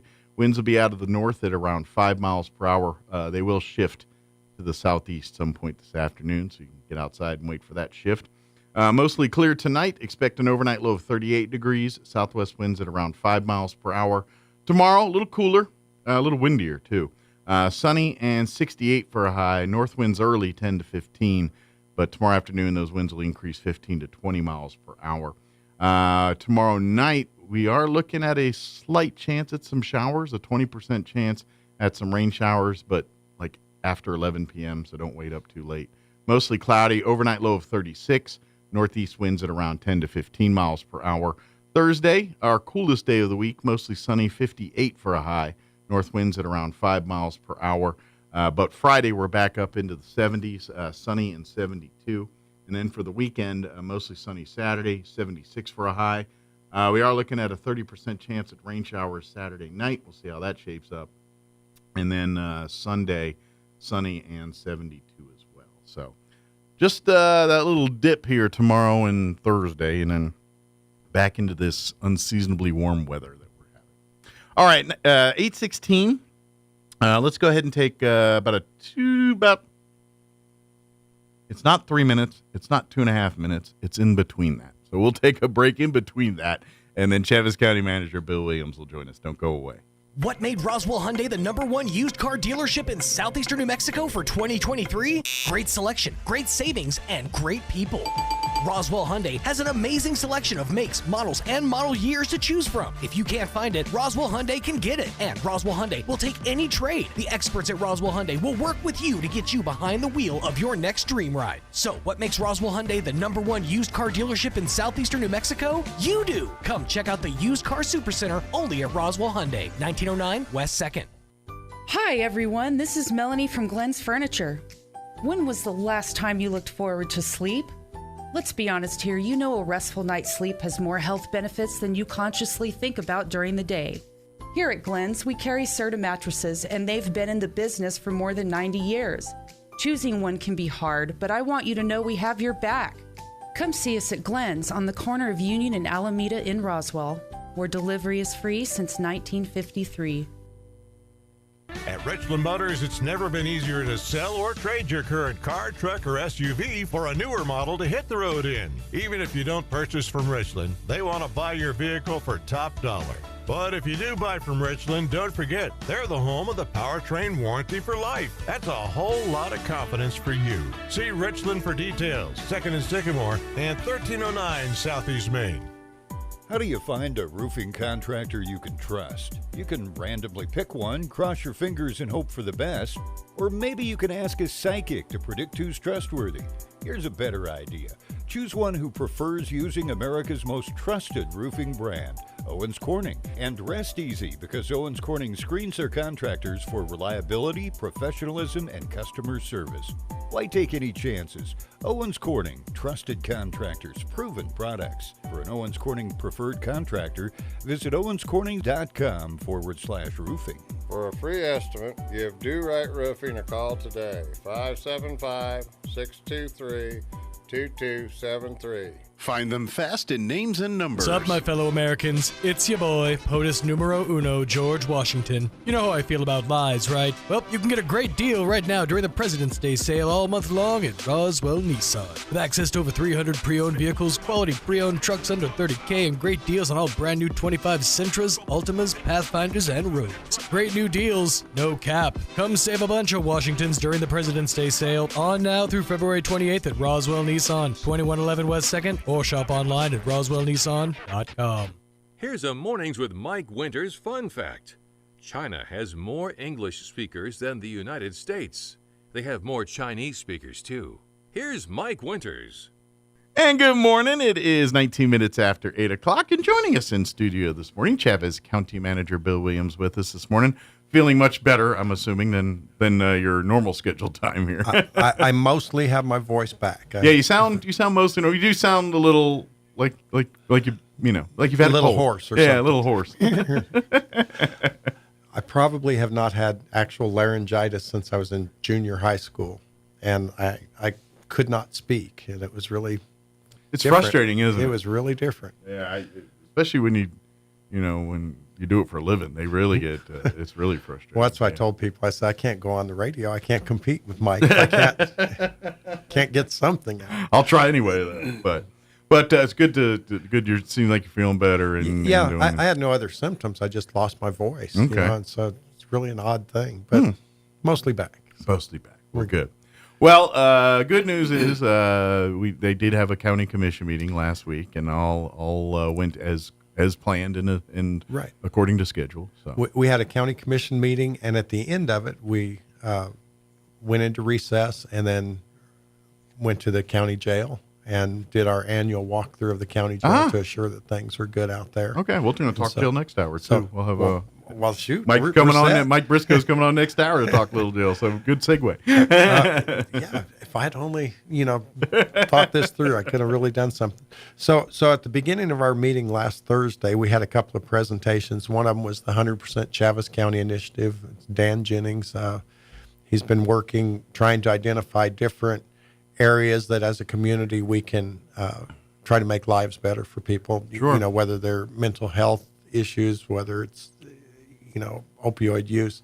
Sure. There's a lot of factors that make other people's lives less plentiful than ours. And so they just kind of did a quick overview of some studies that they've been working on and reporting back on what they found that pertains directly to our community. So that was kind of an interesting thing. And then the other thing was we had our annual audit. So we had the Harmeo auditing group, JAG. It's kind of a cool name for an auditing group, JAG. And especially since we think of the TV show JAG now, and it has nothing to do with that. But nothing at all. But it's still it such sounds a cool name. Yeah. And this group is so thorough and good that Annabelle and our finance team, well, it's the entire county because everyone has to complete portions of the audit. It takes everyone's got to do their piece of the puzzle to get to the big picture. But certainly the finance department, manages all the books, makes sure things are coming out of the right. Shoot, I can't even think of what they do in the finance committee. But anyway, we've gotten our 10th Audit Excellence Award. Excellent. 10 years of clear audits. And now we're just notified that we got another clean audit, no audit findings in Chavez County. So. It's kind of one of those things. This is one of those, and it's that life lesson. It's one of those things. If you do the thing right all the time, it makes the maintenance kind of easy. Right. And that's really with the track record and history of, like you were saying, every department, but the finance side of things, making sure that, they're setting the standard, telling the departments, look, this is your budget, this is how it works, this is how thing. And everyone's really been open and honest about it. And everyone's saying, look, right. And that's the history too, because the budget works because everyone's honest about it. Not, it's easy, especially in a government entity where, certain departments are like, well, either use it or lose it. And that's one of the things our county has never done. They use it or lose it. But that sets the table for bad audits at the end of the day, is doing stuff like that. It does. And we're really cautious. We've got the Treasurer's Department is separate from Finance Department, and we have the Procurement Department, which is separate from the Finance Department. So all of these different actual checks and balances because of the different financial aspects and assuring that it comes out the right.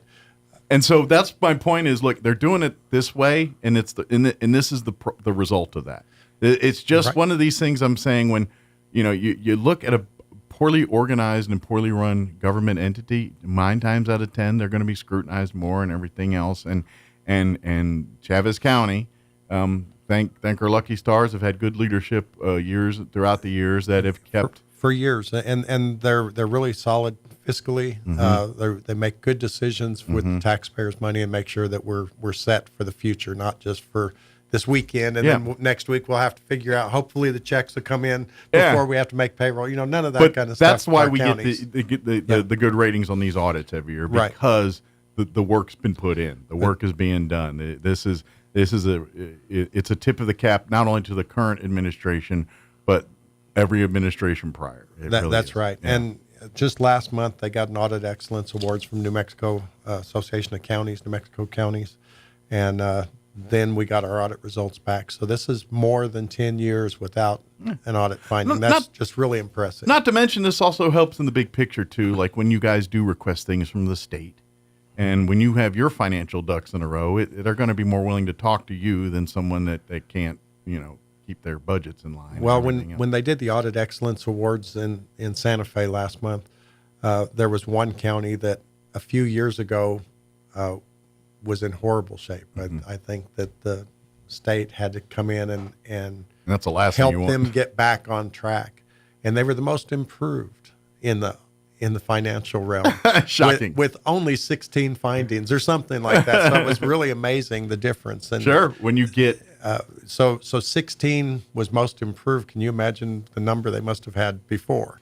And here we are in Chavez County for years, have had no audit findings. Yeah. And of course, this is a much larger county than that particular entity was. But still, so everything has to be done right. So we're thankful that we have a good team that does that. Absolutely. And like I say, it's not just the finance department, because everyone has to pull samples. Everyone has to give the backup documents to show, well, we hired this contractor because of X, Y, and Z. Was money spent where it was supposed to be spent? Yeah, and the monies were spent, the dollar amounts matched everything, the receipts all came in, everything was accounted for. So that's really an in-depth process and unique in this JAG. Call it Chavez County's version of Doge. Yes, exactly. Although that's a 4-letter word for some people around here and some not, so we'll see. But anyway. So we also had a proclamation. It was really exciting to do a proclamation for the Veterans Foreign Wars. It's their 125th anniversary. So They started in September, was the actual beginning of the 125th anniversary, and they're going to celebrate for the entire year. So we presented them with a proclamation thanking them for the service that they did, have done, continue to do. These are some really impressive people that are a part of. Yeah, the VFW guys are great folks, and all of our veterans organizations in our all community of our veterans, do great stuff. Yeah. And it's just really an honor to be able. They said, "Oh, thank you so much. This was a great thing." I said, "It was our honor." The county is really honored to be able to have a handshake with someone that with a group that's so. And if they're always looking for new members and stuff, any veterans out there looking to be a part of something, the VFW post here in town is looking for more vets. Come on out. And this VFW post is looking at partnering with the county and taking on some other responsibilities. They need service projects, and they say, hey, why don't we figure out ways to work together? What can we do to help the county out? What can we do? Can we buy a tree for you? Things as simple as that. But they're all very service-oriented, and it's really impressive when you get to know those. Not only did they step forward to defend our country, defended it during wartime in a foreign land, but, all veterans are great. These guys are greater. I don't know if they're greater or not, but they all of them are willing to step forward to that. These ones actually had to put up, I'm a member of the VFW. I don't... I'm not as active on that one because I'm a member, but I just got my finger in so many pies right now. I don't really get to actively do things with them, but they do great stuff all the Well, time. we were really happy to be able to do that, and we always look forward to doing good proclamations for good people within our community that give us the strength that we have. So, absolutely. We had one public hearing. It was to amend the indigent healthcare ordinance. Hadn't been done in a while. It was minor clarifications to language, for instance, where it said the Board of Commissioners shall approve this or whatever. We had to put in the Chavez County Board of Commissioners, even though, it's kind of a given because it's the Chavez County Indigent Health Care is what the title is. But then you go on down through and wanted to clean that up and just make sure it said the proper thing. So there was no mistaking which board of commissioners it was going to be that would approve things. Also, a lot of lawyers can get in there and mess with it if you let them. So and things like the amounts that are paid to the providers, those kind of things. We just wanted some clarifications in some of those areas. And then later on in the meeting, we also had a resolution. Let's see, where's it at? To amend Appendix 2 in the thing. So Appendix 2, you don't have to actually open up the ordinance, because a public hearing, we have to have advertisements say, this is what's going to happen. You have the opportunity to come and speak for or against it. Here's what the changes are going to be. That all has to be published beforehand. Then they discuss it in that open forum, ask for input from the community.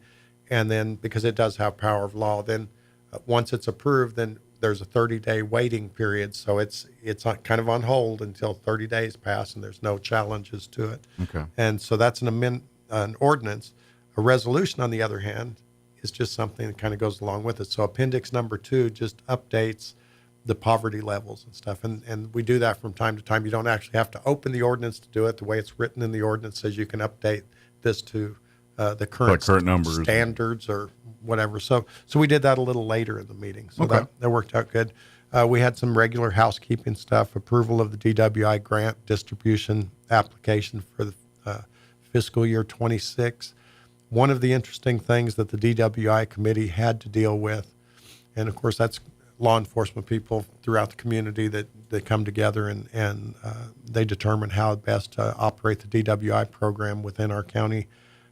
There was a cut in our funding from Santa Fe of about $40,000 this year. And so, and they've made some other cuts in years past, and the county usually steps in and kind of fills those voids and tries to make sure those programs are whole. But they took another $40,000 out this year.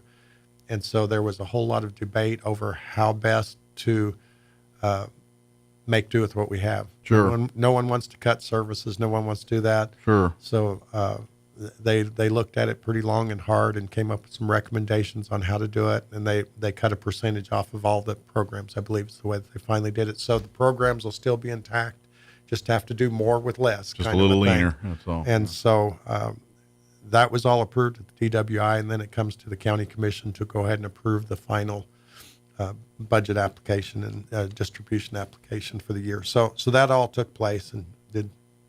I'm going to come back to one of the things, because I came in the week before last and talked to you about the national interest electric transmission corridors. Yes. And we actually passed a resolution opposing that, but I'll come back to that one because I want to talk a little bit more on it. We had a resolution to support the proposal from the New Mexico Historical Air Museum. And this has been kind of kept, not quiet, but it's, as it, with any business, you kind of keep it quiet till the timing's right. And we're almost to that point. So the New Mexico Historical Air Museum, they've purchased, I think it's 120 acres on YO Road behind the air base. Okay. I mean, not way in the back or anything, but kind of around the corner from from kind of adjacent to the base there. So adjacent at the back. And the reason they did that is this is going to be a historical air museum where they'll bring in commercial aircraft and have displays of all these aircraft from the time. Are they going to build like a structure out there, like a museum structure? Yes.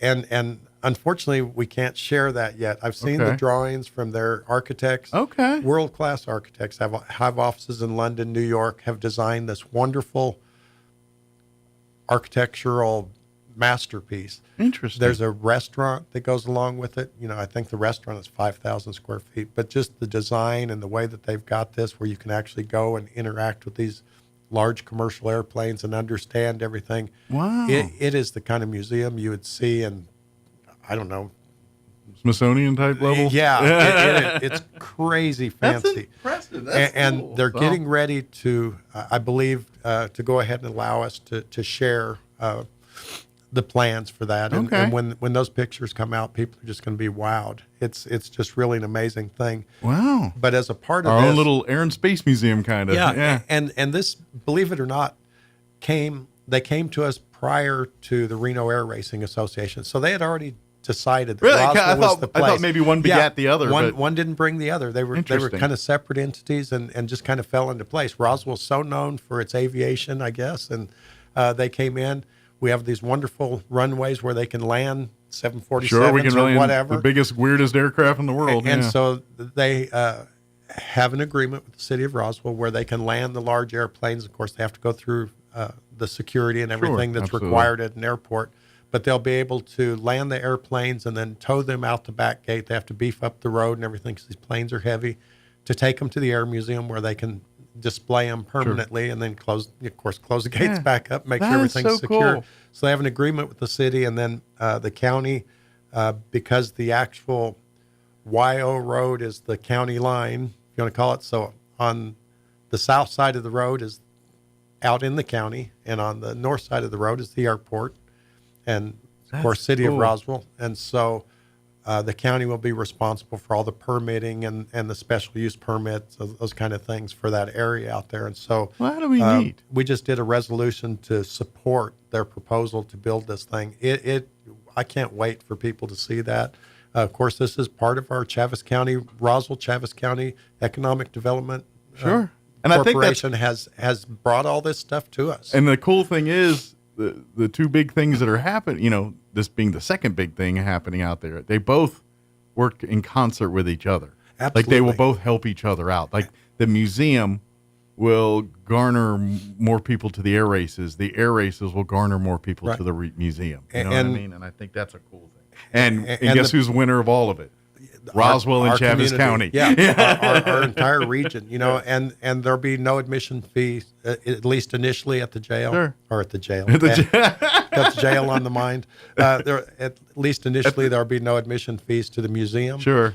And then they plan to allow school children to go through it. Sure. Henceforth, Absolutely. For and I can't free as an imagine, educational. with Walker Aviation folks out there, I feel like there's a opportunity for all there. And I know that they've. I'm confident that they have talked. When we first spoke about it, they said that they were going to speak with the Walker Air Museum and make sure that they kind of helped. I just feel like there's something. Out. Yeah, I'm thinking this could be a good thing for the Walker Aviation Museum, where they have such a big big thing to get to, and maybe not the platform that this. Maybe they can kind of work each other out there. Yeah, because it's kind of commercial aircraft's my understanding. Sure, that's two different worlds. So it's two different worlds. But they're both airplanes and military. They're airplanes, and this is just really good times for our community. So, and I imagine even our current companies that work out of that, our paints and all these, I imagine that's an opportunity for them with the museum and stuff too. Folks that work on aircrafts and things. Now, granted, getting aircraft ready for display is not the same as getting it ready for flight. But, there's a lot of shared interest and shared common ground where I imagine that's great business opportunities for some of those different companies out that work out of off the flight line out there. So. Well, this is really cool. This is really a cool thing. I'm glad this could be another addition to that game changer where you're seeing Roswell in this community. Well, and it's one thing triggers another. It seems like once it starts, it's a snowball. And everything just seems to be kind of happening all at once. It's really exciting times. Well, with stuff like this, then we become a mecca. Instead of we're going to stay in Roswell to go to Carlsbad, or stay in Roswell to go to Ruidoso, or stay in Roswell. Now they're going to stay in Roswell to do Roswell, and then we'll spend a day in Carlsbad too. But there's enough cool stuff to spend more time in Roswell. And of course, like we've discussed with the Reno air races, one of the reasons they came here and one of the reasons we were able to sell, our community to them is regionally, we can handle anything they can bring to us. These are all airplane people. So if they have to fly their Cessna to Carlsbad and then puddle jump up in the morning, for the air races or drive their car up from Carlsbad, it's easily doable. We've got such a great community. We've got Ruidoso's got an airport. Yeah. Carlsbad, Hobbs, Clovis, Lubbock even. You could go a little further away, but we have so much opportunity to bring people in, and it'll grow our community. We'll be the hub. From a pilot's perspective, the Ruidoso airport's a little fun to fly in and out of, and things like that, compared to other airports, because it's up in the mountains there and all that. So. Now that I think about it, I don't think I've ever flown in or out of Ruidoso? Yeah. My father-in-law, that was his home when he did fly. He doesn't anymore, but I've just, not just from him, other people that flew and said, yeah, Ruidoso, if you're not paying attention, it could be a little tricky little airport to fly in and out of if you're not on your A game. But anyway, but this is good stuff. So it's absolutely exciting for our community and for our area. We had a minor budget adjustment. Like I say, that's kind of our boilerplate stuff. We do those from time to time. Certainly after mid-year, we have to make some adjustments to the budget. Nothing major, but just minor things to move it from this account to that account. Money's already in place, but this costs a little less, that costs a little more kind of thing. We accepted, of course, the audit for the year. We have to officially do that by a resolution to show that, it's official. Of course, it's really easy when you have no audit findings. No harm, no foul. We're more than happy to share that. It's like sending off your tax returns when you got a refund coming. Yes, it's pretty easy to do. I'll be happy to. We did change our June Board of Commissioners meeting to June 26th. Okay. As usual, there's New Mexico counties has their summer gathering meetings, and it tends to be the third week in June, which is when we usually have our county commission meeting. You push yours back a week. So we push it back a week to make so in sure June, that we'll see a week later. So it'd be June 26th is the new scheduled date for the meeting. Out-of-state travel for the sheriffs. They've been going to the Western States Sheriff's Conference in Reno, Nevada for a few years. Okay. And it's the lieutenants and the sheriff and the undersheriff are going, and so they drive out there and save a little money on airline tickets and stuff. Takes them a little longer, but they enjoy the drive, and they get out there and they learn all the latest and greatest stuff. It never ceases to amaze me, all the cool stuff that the sheriff comes up with. They came out with the net that grabs the back of the car. It's kind of like out of a Spider-Man movie. They're shooting this thing out there to stop cars from fleeing, and they've utilized that since they put them on the units. And it's really cool. And I guess that's where they get this stuff. They find the gadgets. I've seen some of the things online that go out that I'm sure they're seeing it at these events like that. And there's some real game changing stuff. Like I was seeing something the other day with guns where, in essence, you take a regular firearm, handgun or whatever, and they put this, lack of a better term, like this big weird condom looking thing. And basically, when you shoot the bullet, it turns into puts the bullet in this rubber ball thing, so to speak. So instead of it killing you, it'll knock you down, but it won't penetrate. It doesn't. So it disperses the energy to a wider area. Yeah, and it's really just a device you put over any normal handgun, and it was kind of. And now I'm sure it's conceptual and everything else, but I'm like, that's an interesting concept if that works as the video showed. Well, and one of the things that they have is they have the FATS machine, the firearm training scenarios. Mm-hmm. They allowed me to do that. You put on the virtual reality mask, and they sit there and they play with all the parameters. They can put you in several different locations, and they control the people coming and going, and it's about interact with you and make it as real world as humanly possible without you getting shot. Yeah, and you're there, and you have to determine whether or not to shoot, not to shoot. Did they actually pull a knife? They put you in the most extreme situations, and for you to learn your mistakes and do your mistakes there. So if, God forbid, you have to come across some of this stuff in real life, you're better mindset, better trained, better prepared to handle it. Yeah. And you have to hand it to them. They have to make those decisions in a split second. And having gone through their training scenario, that is a very, very difficult thing to do. First of all, you want to make sure that you're doing what you're supposed to do and not shooting someone because they're showing you their ID or whatever. Yeah, exactly. Not pulling out a comb or something. Yeah. But you have to be ready and ready to go. And what I found was that I was willing to pull the trigger. That's another thing. I mean, if you're going to actually point a gun at somebody, you need to be sure. You have the fortitude. I realize it's just a scenario, but still, even in that situation, it's difficult because you're so engrossed in it, you feel as if it's real.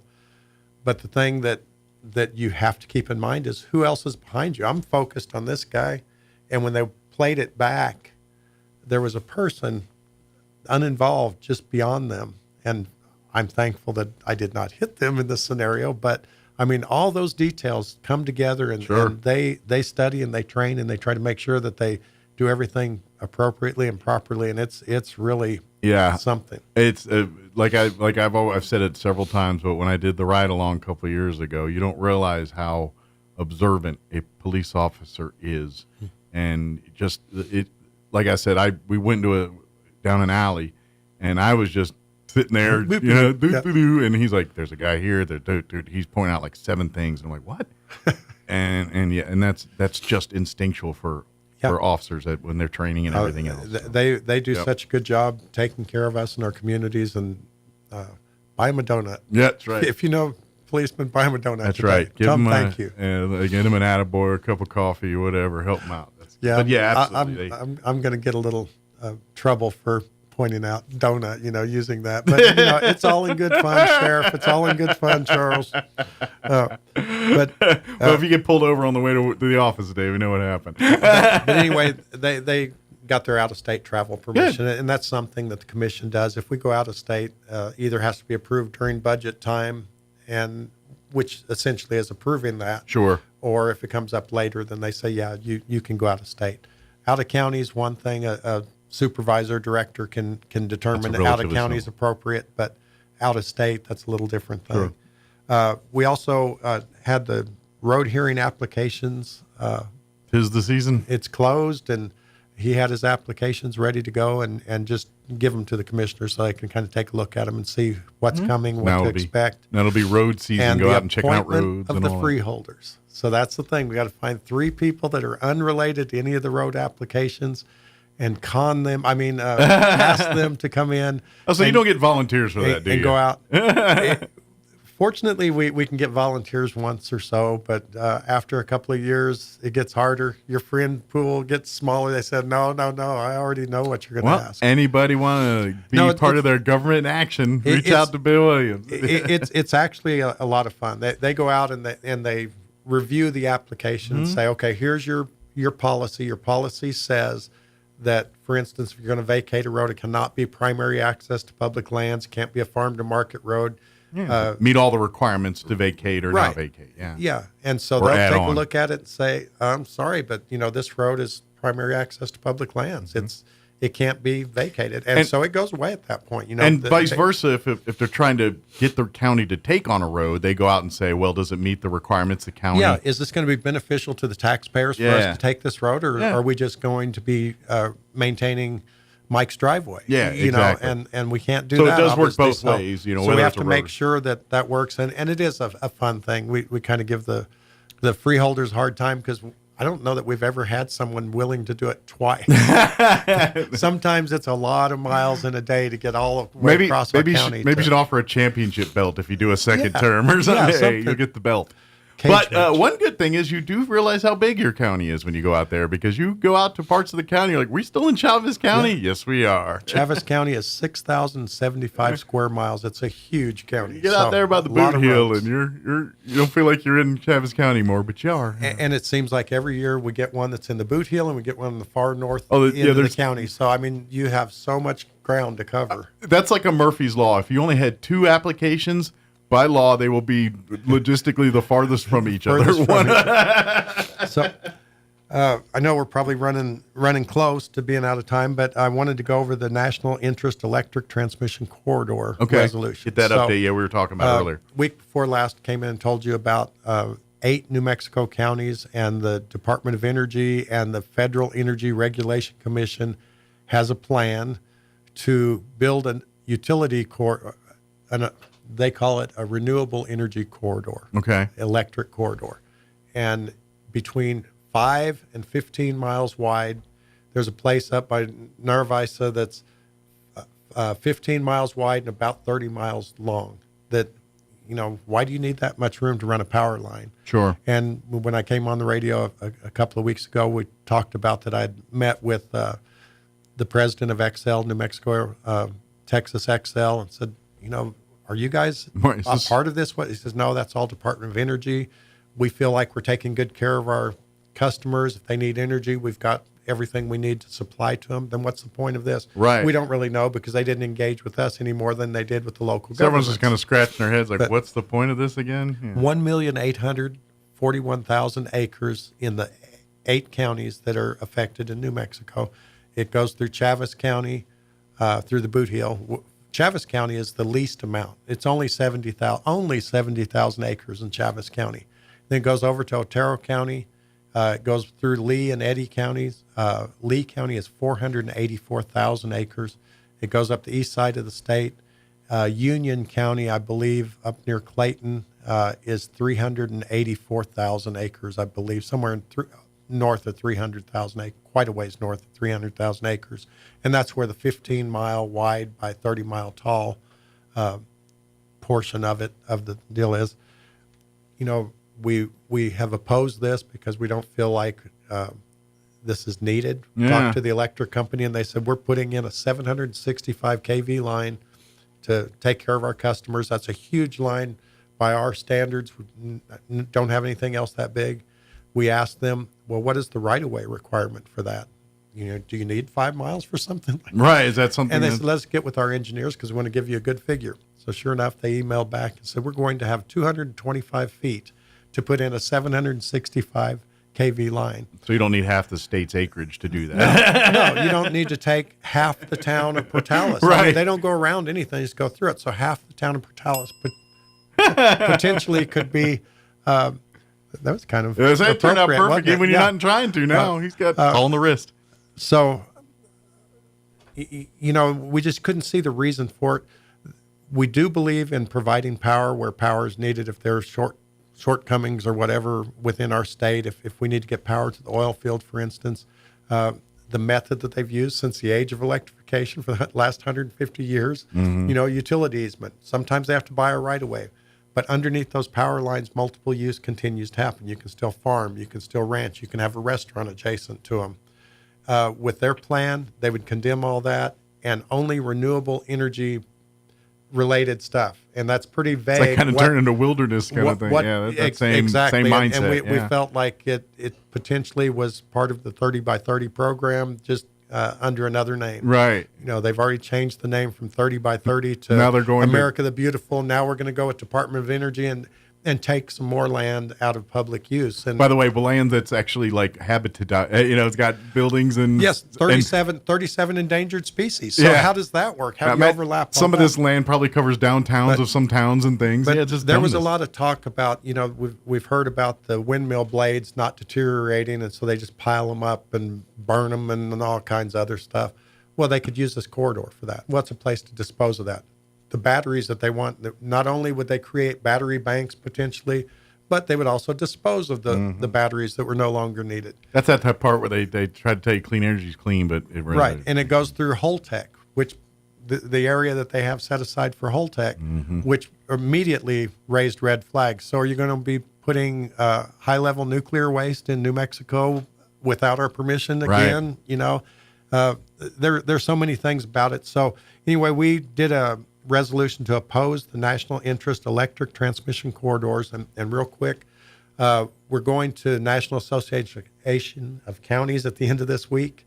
We'll be leaving on Friday, be gone for about a week. I think it's 5 days long. And we already have a resolution prepared. It's for 4 subcommittees have accepted it. So if it passes on any of those committees, I'm on the Public Lands Steering Committee.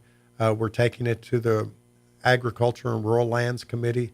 We're taking it to the EELU, which is Electrical Energy Lines and Utilities or something. And I can't recall what the 4th one is.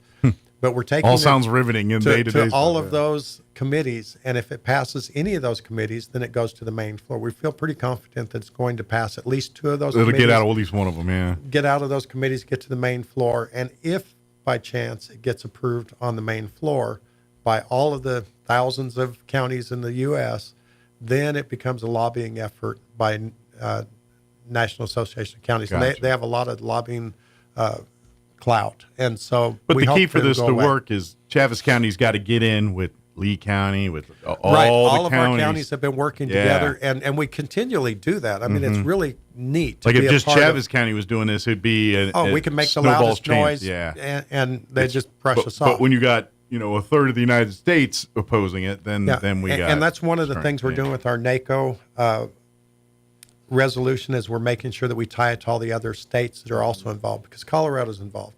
The state of Kansas, Oklahoma, and most of Texas was eliminated from this because they fought it. Yeah. When it first came out, phase one, which they didn't tell anybody about, they found out about it. They worked so what's hard. probably going to happen is you raise enough stink, it'll go away here too, and then they'll move to the next week until. So basically, they're waiting for someone to stop putting up resistance for this to happen. Right. So, so forever diligent. So, Yeah. so we have to make sure we make comments so that if it does come back in several years, that we have standing, that we stood up against this before, and if we have to sue you for it, then we have standing in that court case. There's another energy corridor that goes through northern Missouri, North and South Dakota, Nebraska, all the way up. And this one originally split the United States. So it went from the southern part of Missouri through Kansas, through Oklahoma, through New Mexico, spread out into Texas and the Permian Basin. And they say, oh, it's imperative that we have this corridor all the way across the center of the U.S. so we can go all these directions with it. And then all of a sudden the states that have some pull are out of it. So how critical is that? Right. Or are you just taking advantage of New Mexico's low land prices, low tax prices, and doing something that you're not allowed to by Congress? And that's the thing. They have to coordinate with local governments. If they don't, they're not following the law.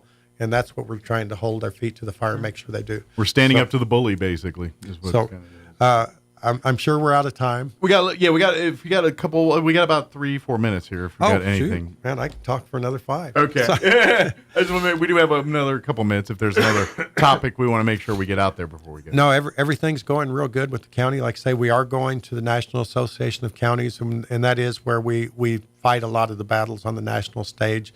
I've talked about this before, the endangered species being weaponized against counties and local governments, our local communities. There are committees there that actually pay attention to what the federal government's doing. The Forest Service, with their overreach, their lack of pruning the forest and letting them just catch fire. We have representatives from those agencies, and we have them in a place where they have to answer our questions, where they have to address the needs of our counties and our communities. And so it's a really neat thing to see the National Association of Counties pull together like that. And what's interesting is, when I think of California, Oregon, Washington, other places, you think, oh, they're not anything like us. But when you go to the National Association of Counties, you find out they're very much like us. Just insert a different animal name, a different river, a different agency trying to pull a fast one on the local governments, and you see it over and over and over again. And they're very much like we are. The vast majority of the population's out in rural areas, and it's these population centers that are trying to drive the bus and run over us. Yeah, and you look at New Mexico, and all the noise is Albuquerque and Santa Fe. The rural parts is kind of California is kind of L.A. the big populated, but people that live in the farming, ranching, northern, the rural side of California are very much like us. In that well, and nobody pays attention that they don't trim the forest, that they don't thin the forest, that they don't manage them, they don't let logging and stuff occur until all of a sudden it's so overgrown, and then you have a forest fire. Then everybody comes up, oh, we're going to do everything we can to protect you and your homes. I'm telling you right now, California and the fires, the floodings, everything that they have over there is a direct result of poor management of their resources and how they did it. Right. And they can sit there and point this and that. At the end of the day, that's why that happened. Well, and our local communities recognize what's going on in our communities, and we fight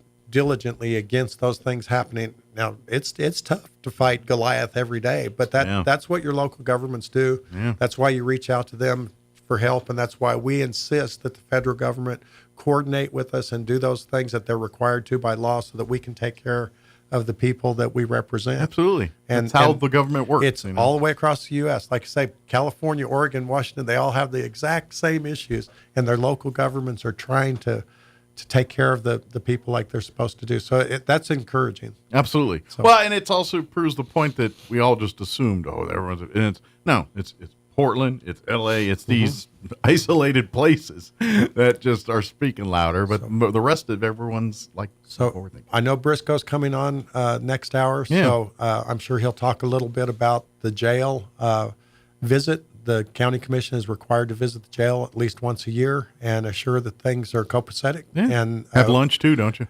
Well, we didn't this year, but some years we do, some years we don't. But But we did take a thorough tour of the jail. Things have really, it's top notch. They are doing a great job out there, doing a great job recruiting, staffing. And I don't want to rain on his parade, so I'm going to be quiet about the jail, and I'll let Mr. Briscoe and Mr. Crocker, whoever's coming in with him, visit with you on that next hour. Very good. Well, Bill, as always, appreciate the visit. Glad you're feeling better here. Oh, yeah, me too. And if there's anything else we can do, let us know. Or, if you need to get on, or, like with legislative session, things sometimes, now we're getting into the second 30, things will start flying a little faster here and all that good stuff. So in case we need to get on, talk about something there, too. Thank you very much, Mike. Anytime. So, all right, it is closing in on 9 o'clock here. Stay tuned next hour as Bill was mentioning. Mike Briscoe with the Chaves County Detention Center will join us. We'll talk a little recruiting, just overall talking about the detention center here. So we'll do that next hour. Town Hall News is up next, and we'll be back on the other side of news. I'm trying to scroll here to get to that thing. There it goes. We'll be back. Don't go away. Your home for Armed American Radio is 106.5 FM, KEND Roswell. News this hour from townhall.com. I'm Rich Thomason. What President Trump describes as one big, beautiful bill is expected to come to a vote later today in the House. It's a budget bill that would advance major elements of the president's agenda, including more money for border security, as well as an extension of the Trump tax cuts that are due to expire. House Speaker Mike Johnson is working to round up the necessary Republican votes for the bill, while the Democrats, they stand united against it. President Trump endorses the latest candidate to announce a gubernatorial bid in the Buckeye State. The Ohio governor's race is heating up, with biotech entrepreneur Vivek Ramaswamy jumping into the 2026 race. Republican Governor Mike DeWine is term limited. The Cincinnati-born former presidential candidate joins the Republican primary field a month after the former Lieutenant Governor John Husted was appointed to fill Vice President J.D. Vance's Senate seat. Husted's backers will be looking to switch their allegiance. Other Republican candidates include Ohio Attorney General Dave Yost and Heather Hill, a black entrepreneur from Appalachia. On the Democratic side is Dr. Amy Acton, the former state health director. I'm Jennifer King. Democrats facing a lack of enthusiasm among donors, dismayed over the party's losses last year. Many Democrat supporters say they're frustrated by the way the Biden administration secured their support on the premise Joe Biden could once again defeat Donald Trump, and say that the latest switch to Kamala Harris left the party flat-footed. Still smarting over the failures, one anonymous donor complained to The Hill, quote, "They want us to spend money, and for what? For no message, no organization, no forward thinking." Bob Agnew report. Florida Governor Ron DeSantis is launching a state version of DOGE on a mission similar to that of the Trump Department of Government Efficiency, aimed at rooting out government waste, fraud, and abuse. On Wall Street, the Dow is down 27 points, the NASDAQ off 317 points. More on these stories at townhall.com. Everybody wants cheap airfare, but where do you find it? You call Low Cost Airlines. Their prices are direct from the airlines, and they're so low you can't find these fares published anywhere. They specialize in cheap flights, discount hotel rooms, cheap car rental rates, and great package deals anywhere around the world. Wherever you want to go, they can help you get there cheaply and with a best price guarantee. If you want the lowest prices on your airline tickets or other travel services, call now. That's right, call. That's the only way to get these rates. Experts are standing by 24/7 to get you the cheapest airfare and hotel rates available. So don't wait. Call right now for the lowest travel prices anywhere and for great last-minute travel deals too. Call 866-755-5300. That's 866-755-5300. Again, that's 866-755-5300. Call us right now. An elevated stretch of a highway under construction has collapsed in South Korea, killing 4 workers, injuring 6 others. The National Fire Agency says 10 people were working on the site prior to the collapse. They fell and were trapped in the rubble. The fire agency says 5 of the 6 injured workers remain in serious condition. The cause of the collapse is under investigation. About 50 fire trucks, several helicopters, some 150 personnel were mobilized to the rescue effort. A top Russian security official and Indonesia's defense minister have held talks in Jakarta as Moscow's war in Ukraine enters its 4th year. A Russian news agency said ahead of the visit by Sergei Shoigu, Secretary of the Russian Federation Security Council, that he would discuss ways to deepen a defense partnership with Indonesia's defense minister. Shoigu's visit is the first stop in a 5-day tour of Asia, which includes a visit to Malaysia. News and analysis, townhall.com. Apple has some big plans for the U.S., the tech giant announcing plans to spend more than $500 billion in the United States over the next 4 years. That would include the hiring of 20,000 people. Apple also has plans to build a new server factory in Texas. Where does a bull go when he's on the lam? Apparently, anywhere he wants to. A Scottish Highland bull has been roaming for over a month after escaping from its confines. Animal Control Officer Lee Soule in Kent, Connecticut, says local residents have reported sporadic sightings of the bull in the past week, but no one's been able to catch it. Soule says the bull seems scared as it roams about in frigid winter weather. The bull's owner says efforts to find it are continuing. Scottish Highland cattle are known as a hardy breed that can live outside year-round. Keith Peters reporting. And find more on these stories at townhall.com.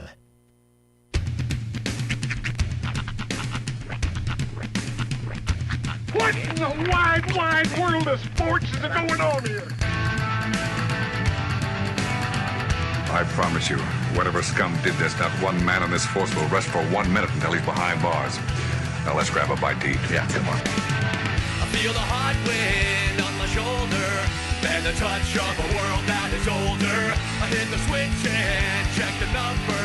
I leave it on and then I slumber. I hear the rhythm ringing through it. Flamenco guitar and cumbia music. I hear the talking of the DJ. The travel witch and what does he say? I'm on a Mexican radio. I'm on a Mexican radio. Broadcasting live from high atop the J.P. White Building in downtown Roswell, New Mexico. It's Mornings with Mike Winters on 106.5 Roswell's Talk FM. Is that what I sound like when I talk? Now, here's your host, Mike Winters.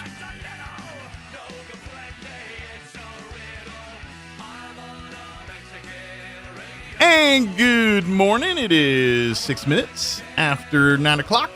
Welcome to our number trace. 3 winners. Whoa, that was good. That was good, man. I was over here I was just pointing out that Michael cracked open the window and how it was getting warm in here, and that simple breeze was starting to feel good. And my head was completely in a different place. You almost got me. Tip of the cap, sir. I was trying. I was slipping. I forgot what I was supposed to say too. I was like, I ain't 3 done winners. it. I ain't done it in a while. I was like, you know what? Let's do it. Let's pull that trigger. Last time, though, I'm pretty sure I was in like chaotic panic for. Yeah, I did catch you that one, and you were. I was you were having dealing like a with the meltdown situation. day. Yeah, that was just dirty tactics. Yeah, that was. Yeah, I feel like the kids were pinging. He had a lot going on that day. I'm waiting for the delay to catch up so I can see the look on my face if I'm on. I don't know if I was even on there because I know I was just like deer in the head. This is it. This is the moment. But, this is the moment. Good on you, winners. Good on you.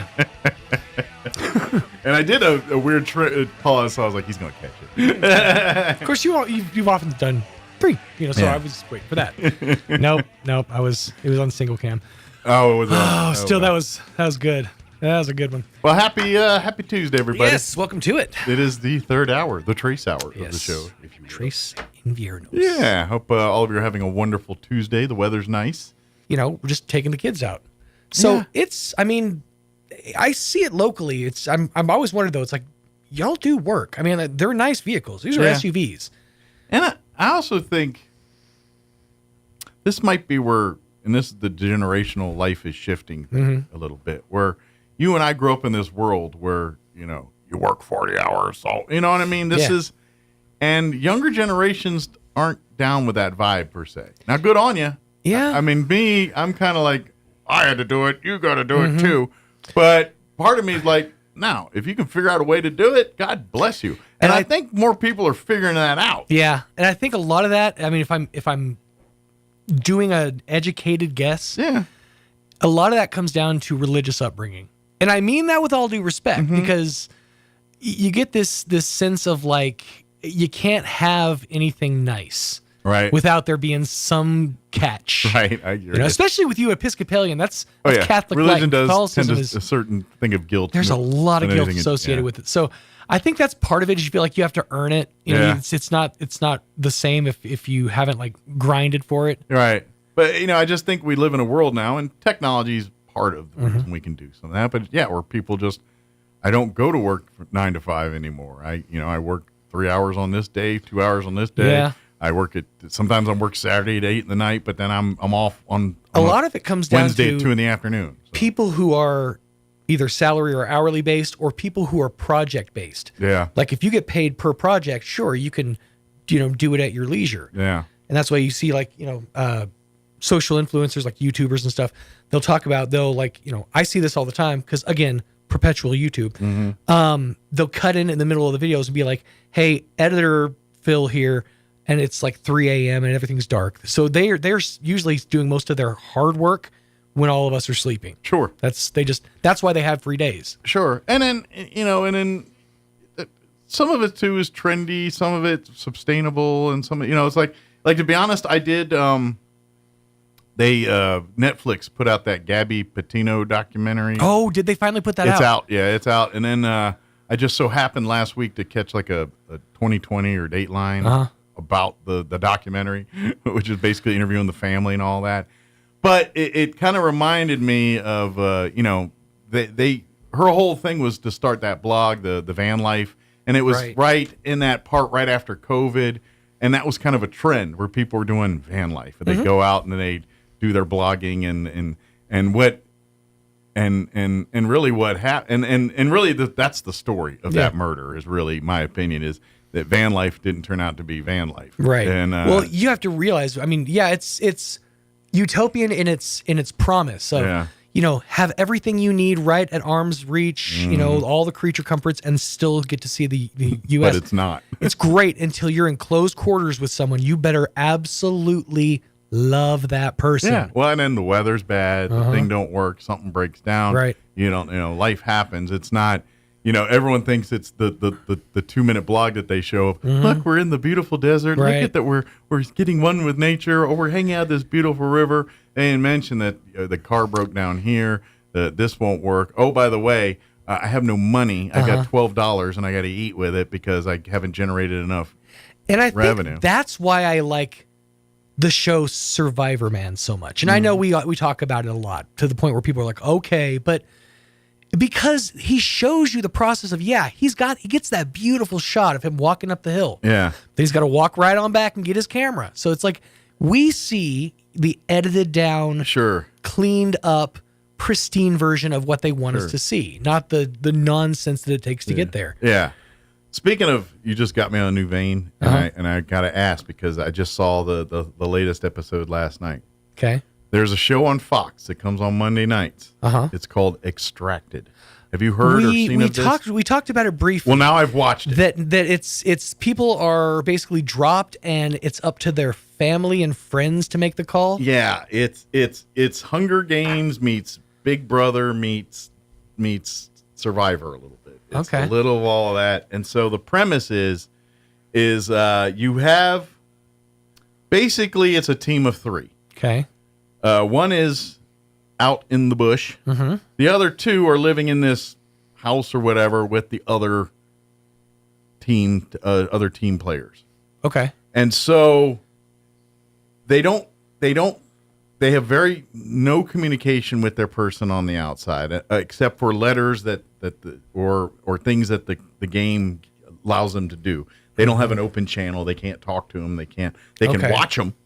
They got a video and they watch them and hear them, but they can't. They can't communicate. Yeah. Okay. So the people out in the bush, they don't see or hear nothing. But But the people back at the house, they can watch and assess the situation. But here's how it works: is so they got to live out, and basically they have to determine extracting who's going to, because if the person's suffering, do you let them in or do you keep no for the money? And it's kind of like going in and say, no matter what, don't pull me out, or all that. But then they add another layer too, where there's challenges. Like they got to get food, and they got to navigate to get to this thing.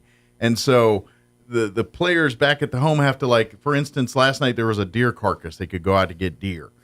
Well, they gave the people back at the house and said, here's the map. You got 2 minutes or whatever to study the map. Then you got to draw a version to give to your person so they can get to the deer carcass. Okay. So that was the, okay. And so, but then later on, they do another challenge, and they're saying, okay, we've got a reward here, but we're only going to give it to 3 teams. And y'all need to decide which 3 teams. And if you can't decide, no one's getting. Mm-hmm. And that's where it gets like Big Brother.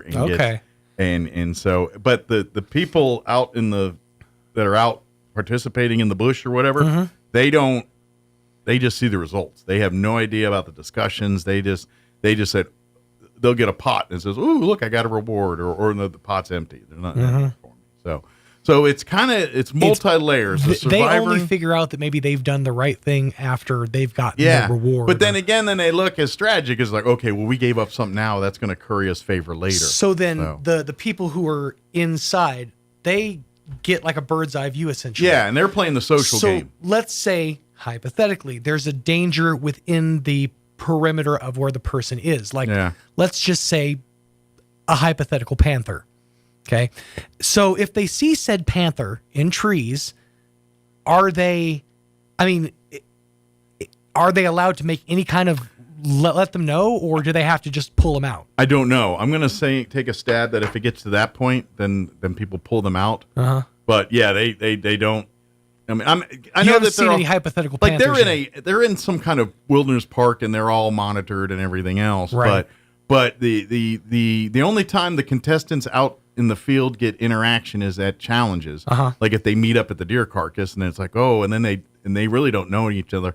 And then there's a little game in there. Like when they were doing the deer carcass, they were divvying out the meat evenly and all that as people found the deer carcass and all that stuff. But it's kind of an interesting dynamic because it's that Survivor Man alone mind game, but added the Big Brother, contestant to it. So it's kind of an interesting. You touched on something though that like I went on a whole series of thoughts, and you saying that one of the rewards is just like a deer carcass. See, one of the reasons I was able to deal with Survivor for so long is because their rewards would be like a jar of peanut butter. Right. It's like something that that would be amazing. They do a little bit of that too, because like the thing that only 3 of the teams got was like hot cocoa. Okay. Like a thermos of hot cocoa and something, and so not all of them are that. That one was an opportunity, and that was like a rewards thing. This was like a challenge. It's like, look, you either get them there and they eat, or they don't. Right. And that's what happened. Yeah, that makes sense. Yeah. And that is the series of thoughts that I went on was, for all this talk and all this ballyhoo I've been on about, getting survival gear put together. Yeah. The idea of field dressing an animal it's not appealing to me. Well, I'm not a hunter. I have a son named Hunter, and I'm not a hunter. And this is where I'm a little wondering, like, on what rules they put on the people in the field.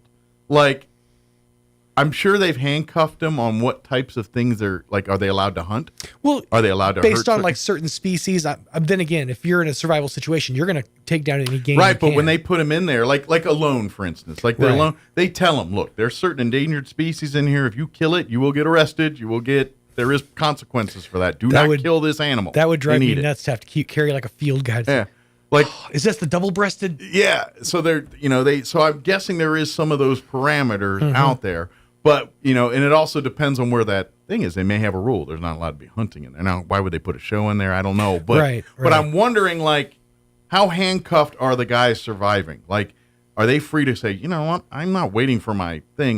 There's a stream over here. I'm going to get me some fish and I'm going to eat. I think they can do a little of that, but I wonder how much of that they can do. Sure. Because a guy like me is like, I'm going to survive one way or another. Right. I may not go hike to get your deer, but I'll find some fish over here, or I'll find something. I know, like Like one lady's eating ants. She loves eating ants. That's her thing. She eats such good as their protein. She's eating ants. So they're eating ants. Just it sounded inappropriate. And uncles. But I guess that that would be an easy to obtain source of protein, as long as you don't get like fire ants. And does she like kill them before she eats them? No, I think they just eat them, crunching. Because there's going to be a few that make it. Well, and that's what terrifies me is having ants in my throat. Well, and that's where you get into when you get into survival mode. You stop caring about ants in your throat. No. It's a numbers game, right? It's burning calories versus intaking calories. Sure. And even a handful of ants is 50 calories. That's a little bit more you can go. And it's a numbers game. And when you get in certain survival lists, they'll play that game. Some will work as hard as can and try to get their stuff. Others will be as lethargic as possible, do minimal movements. Which and so there's two schools of thoughts on that. I've seen both strategies play out. And because that's really what happens with Survivor is I've watched behind the scenes things, and they talk about how getting usable footage, especially for the first few days, is next to impossible because everybody's just laying around, chewing on a sugar cane, waiting for the challenge, conserving all of their energy for the challenge. And so it's just everybody's just laying around. Then like one person will get up and go find wood or something, and that person game on. Yeah, that person all of a sudden has a target on their back. Is look, they're trying to be a leader. Yeah. It's a very complex game, but that is what sort of makes the first parts of that game kind of annoying to get through. Is you're just laying around doing nothing. That's why I like Alone. Half the people in the show are out the first 2 episodes. Yeah, but and also the people they put out there are survivalists, so they kind of know most of them what to expect. Yeah, most of the ones I've seen, like a few seasons ago, it was like one of the first seasons actually, they dropped some guy, and within like a week or 2, he had like a full blown treehouse. Oh yeah, some of them built Taj Mahal. That was the one that burned down. I Probably. think. Yeah, like someone built Taj Mahal out there. Down. It's like, we got a casino and it's the ladies' night on Tuesday over here. Yeah. I feel like there was a whole thing with like the producers where it was thought that like they did something to spark a fire. I don't know. I can't remember exactly, but it was a whole thing. Well, and they don't want you going too crazy because at the end of the day, it's got to be back the way you found it. So if you going too comfortable, they don't like that. Right. Our guest is here. Yes. Mike Briscoe with the Chaves County Detention Center is going to join us, give us just a little talk recruiting, talk just a little bit about the detention center here. So we'll have that conversation with Mike here in a few. But before we do that, let's get you up to date on the weather. I'm meteorologist Steve Hamilton with your Pecos Valley weather. Things look pretty good all the way through the rest of this week. A few ups and downs on our temperatures, though. Pretty warm today, close to 80, and we should have sunshine. Overnight looks clear, our low in the upper 30s. We have a quick cold front moving in early Wednesday. That'll cool things off to the mid and upper 60s, but it will stay sunny. About 60 for the high on Thursday, and sunny. We're back up to 70 on Friday. That's your latest forecast. I'm meteorologist Steve Hamilton. Thank you, Steve. Currently 65 degrees here in Roswell. Humidity's at 22%. Winds are out of the north at 13 miles per hour. We are looking at a high of 82 today under sunny skies. Winds will be out of the north at around 5 miles per hour. Clear tonight. Overnight low of 38 degrees. Southwest winds at around 5 miles per hour. Cooler tomorrow, sunny and 68. A little breezy, too. North winds 10 to 15 early, 15 to 20 for tomorrow afternoon. We do have a slight chance at showers tomorrow night, 20% chance of rain after 11, mostly cloudy, overnight low of 36. Thursday is going to be a cooler day, mostly sunny, 58 for a high, north winds at around 5 miles per hour. But then Friday, we warm back up into the 70s, sunny and 72 for Friday, and that carries over into the weekend, sunny and 76 for Saturday. 30% chance at showers Saturday night after 11, and then Sunday, sunny, 72 for a high there.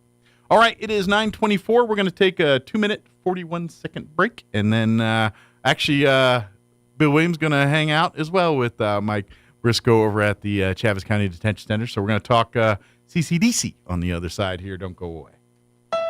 trade up and cash in during the Keys for Cash event at Roswell Honda. Up to $4,000 more for your trade. Roswell Honda wants your trade in, and that means trade values are at an all-time high. With 0 down, no payments for 90 days, and low 1.9% APR options available, there's never been a better time to trade up and save big. Don't wait. Be a part of the biggest sale in the history of Roswell Honda. Trade up and cash in during Keys for Cash on now at Roswell Honda, 2177 West 2nd. Space, the final frontier. Hi, Captain. You can choose your space at Main Trailer Sales. Fascinating. Don't cling on to that old camper. The logical choice. New Durangos, Montanas, Cougars, and Passports from Main Trailer Sales. They allow space and comfort. Boldly explore like never before. Beam on board to that perfect camper. Don't go camping without us. Live long and explore. Main Trailer Sales. Don't go camping without us.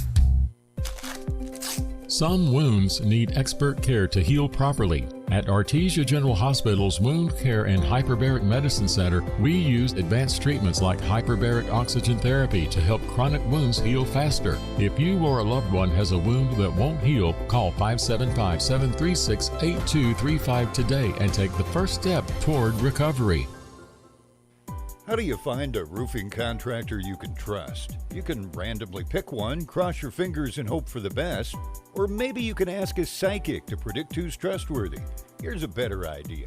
Choose one who prefers using America's most trusted roofing brand, Owens Corning. And rest easy, because Owens Corning screens their contractors for reliability, professionalism, and customer service. Why take any chances? Owens Corning, trusted contractors, proven products. For an Owens Corning preferred contractor, visit owenscorning.com/roofing. For a free estimate, give Do Right Roofing a call today. 575-623-2273. Find them fast in names and numbers. At Martine's Capital Cafe, come in and enjoy a delicious variety for breakfast, lunch, or dinner. Try our burritos, huevos rancheros, asado, chorizo, sausage, flantas, fajitas, chili rellenos, quesadillas, enchiladas, sopapillas, and don't forget their award-winning green chili cheeseburger and so much more. Everything is prepared with the finest and freshest ingredients. Martine's Capital Cafe. Quality, value, tradition, and the most delicious New Mexican food since 1989. Open Monday through Saturday from 6 to 8:30 p.m. at 110 West 4th Street in Roswell. Here's a Mornings with Mike Winters fun fact. 47.2% of all statistics are made up on the spot. Is this true? I'd say chances are about 50%. Here's Mike Winters. And good morning. It is 27 minutes after 9 o'clock. And joining us in studio this morning from the Chaves County Detention Center, Mike Briscoe joining us this morning. And, of course, County Manager Bill Williams hanging out with us as well. Good morning, guys. Good morning. And, well, first off, welcome to the show. Thanks, Mike, for spending some time with us here this morning. I know there's probably usually about 37 things going on at the jail, so you're probably pretty busy. 137. Yeah, close.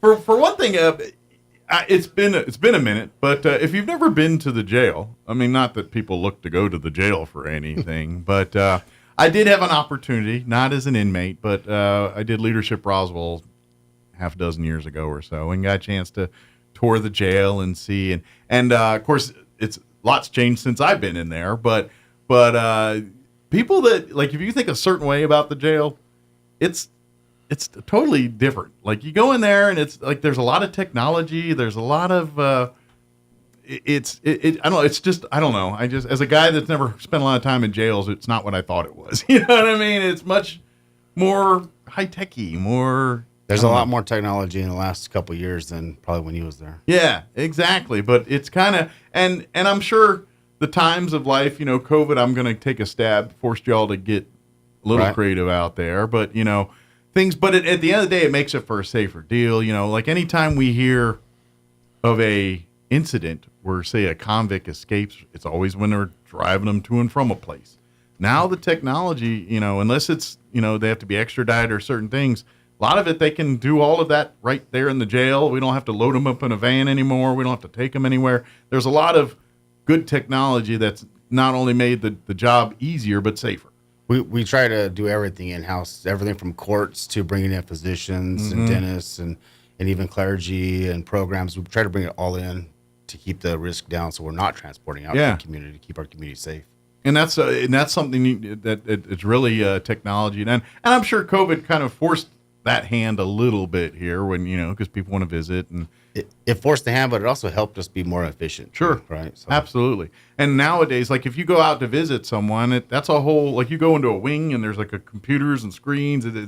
It's not like you just walk in and they put them in a jail cell and then you're on the other side of a screen or whatever.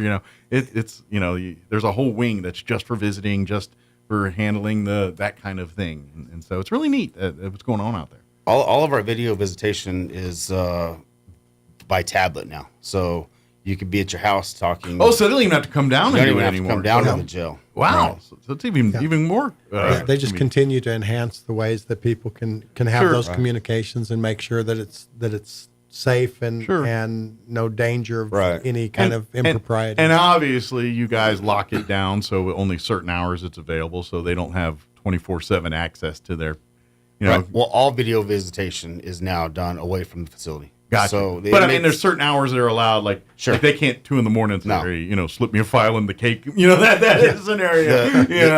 The inmates actually don't even leave their pod now to do a video visit. Okay, so they stay in that. They're on a tablet video visiting their loved one on the streets while they're at home. So. How is that? Because for safety and everything for the public, that's a good thing. How does that work for life for like your guys and everyone in there? Because I know that like when you get a bunch of the same people in the same room together for a long period of time, that does tend to create tempers, flares. Are you seeing an uptick in some of that because of this, or is that all working out? So the trick to that is keep them busy. Gotcha. Right? So we brought in programs. Mm-hmm. So the more programs you bring in, the better quality of person you're putting back in the street. So we're bringing in AA, NA, Aspen, Wings for Life. Gotcha. We're bringing in clergy. I like to call it the basic training approach. Right. And what I mean by that, for anybody that spent time in basic training, people were you scared? He's like, to be honest, they got you so busy, you ain't got time to think. You know what I mean? You're going up from sun up to sundown, and by the time it's sundown, you're too tired to worry or care about anything else. And so it's a little of that. You get them, keep them busy. You keep throwing everything at them to improve, to get better. It's like, hey, we got you incarcerated in this time. Let's find things that so when your time is up, you can be a productive member of society and not coming back to the jail here in a week or 2 or a month or whenever. One of the things that they do a really good job of, you mentioned a minute ago, how you put a bunch of people into a room and tempers flare and you're around them too long and all that stuff, and people are there for a while in some cases, but they have a classification program. Tell me how all that works, Mike. So the way classification works is when you get booked in, you get brought in, it's classification's job to basically find out all of your problems. Okay. And make sure that they're doing the best job they can to house you in the area where you're not going to have physical assaults or fights or things that don't create your triggers, so to speak. Kind of put you in that environment. Yeah. And the better job the classification department does, the better job my COs have. It's more safer.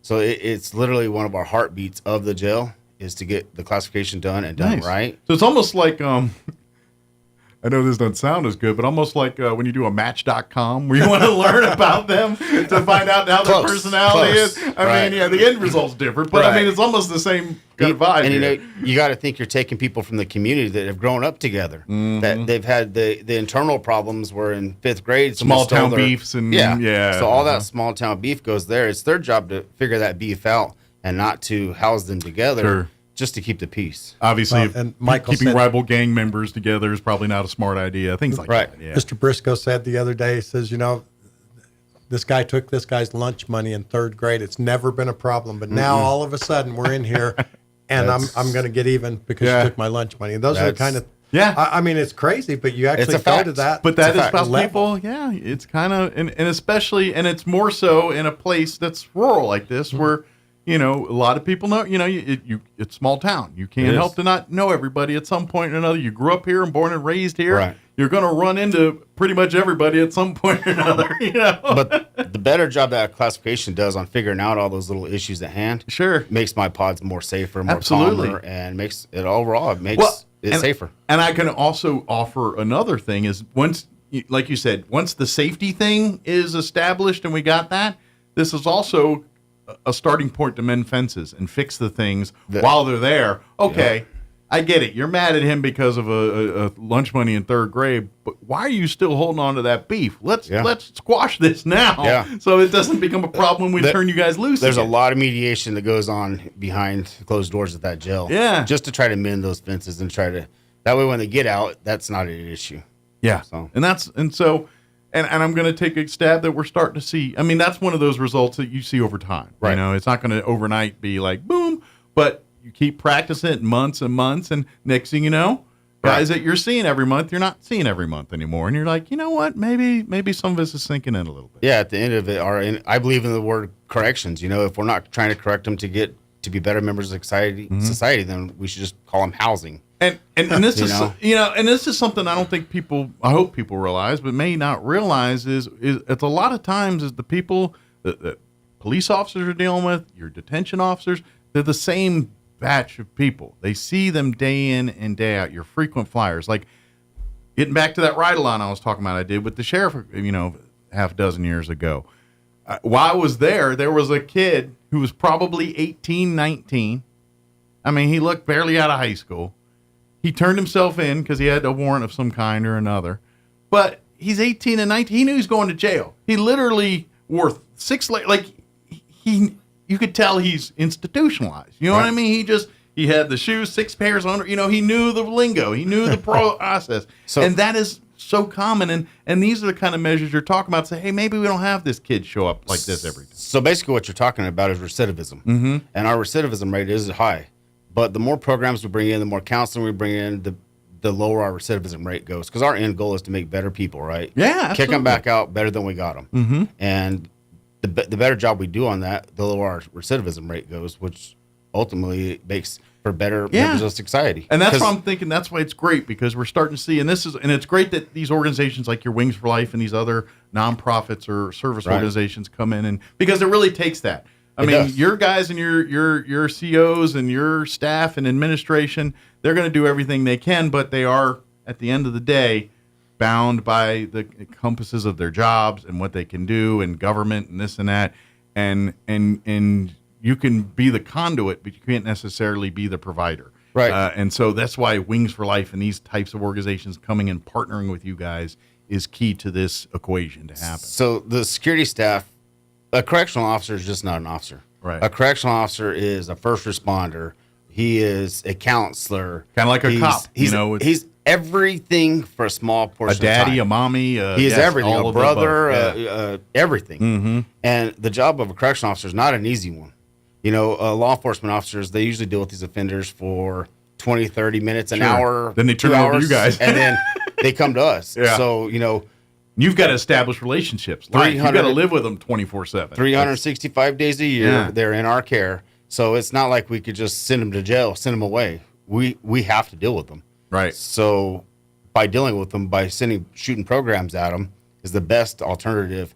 That way they can stay busy, they can maintain without getting in trouble, and leave hopefully being a better person than when they came in. Well, and here's the thing: is if we don't do this, then the people that we could save are going to get worse in jail, and that's the rub. Is jail is either going to make the criminal or prevent the criminal, and if it's not having those programs, and they're like, you can easily get the 18-year-old kid that did something dumb, that landed him in jail for 6 months. But next thing you know, they learn how to be a criminal in jail. Well, that's exactly and that's what we're trying to avoid. That's exactly one of the classification key points. Is we don't want to take a kid doing 30 days in jail for a speeding violation, and put him with some hardened criminals, and then turn him into where he is now a full-blown convict. So that's another key part of our classification division is to decipher that. And that's what I think is what's actually awesome about what you guys are doing on there and doing, because we don't think, because it's, you ask the average John and J&Q public, throw them in jail, turn the key, and forget about them. And it's like, yeah, that's wonderful in concept, but that's not, we can't do that. You can't. A, it's not feasible. B, it's not going to. A, it's not solving anything. It's not legal. It's not legal. But I mean, what are you going to fix? Even if we said that's the thing, the idea is to, it's corrections. It's called corrections. We're trying to correct the problem here, and so and And this is why I always say, talk to your legislators and things when it comes to mental health funding and all that. They got to sink all of that into the detention centers, because we've got them there. Let's do as much treatment. Let's do as much resources, because we could literally make amazing, productive citizens if we just figure out what's the problem. On a rough estimate, about a third of my budget goes to doing nothing but housing mental health and homeless. A third of our budget, that's a lot. That's a lot. So that mental health, a lot of these guys, they need long-term treatment care. They don't need a 30-day. And the jail's not helping their mental state. The jail's not a homeless house, and it's also not a mental health ward. But by default, they've kind of become that. And you've given them that hat. Yeah. He mentioned the budget. We've talked about it before. The big three in the county. Number one is the detention facility. That costs the county taxpayers more money than anything else that the county does, and it's for those reasons that Mr. Briscoe has mentioned, because he has to be the babysitter, he has to provide the meals, he has to provide the counseling. You're the line in the sand at the jail medical. At the end of the day. Yeah. And at the end of the day, we got to be good stewards of taxpayer money, right? So bringing in these programs that are coming in, donating their time to give us better members of society, I believe is a good steward of taxpayer money. Which kind of shifts my gears here to a little bit, because we are recruiting, we're hiring. They're always looking for great new members to be a part of the team at the detention center, whether it's a CO or one of the other departments and services, whether it's the healthcare side or food services or whatever, the many other different things to run a jail every day. But we want to get these qualified people that people that do care and this is. But here's also the other thing, because by instilling these programs and allowing the folks that are incarcerated there to be improved and to give them a sense of community in jail, because that's also part of these programs. It gives them a sense of community, a sense of belonging. It is. And it also, when that happens, then you have people are working together. People talk to each other, treat each other like they're not trying to who's fighting, who's beefing with who. Everyone's together on the same page, trying to get out of that situation, be better. And when you've got the pods in that, then I'm sure your COs and everybody else are just like, yeah, this is how it's supposed to be. We don't have to be in here, playing cops. We can be here playing mentors. We can be in here playing buddies a little bit here.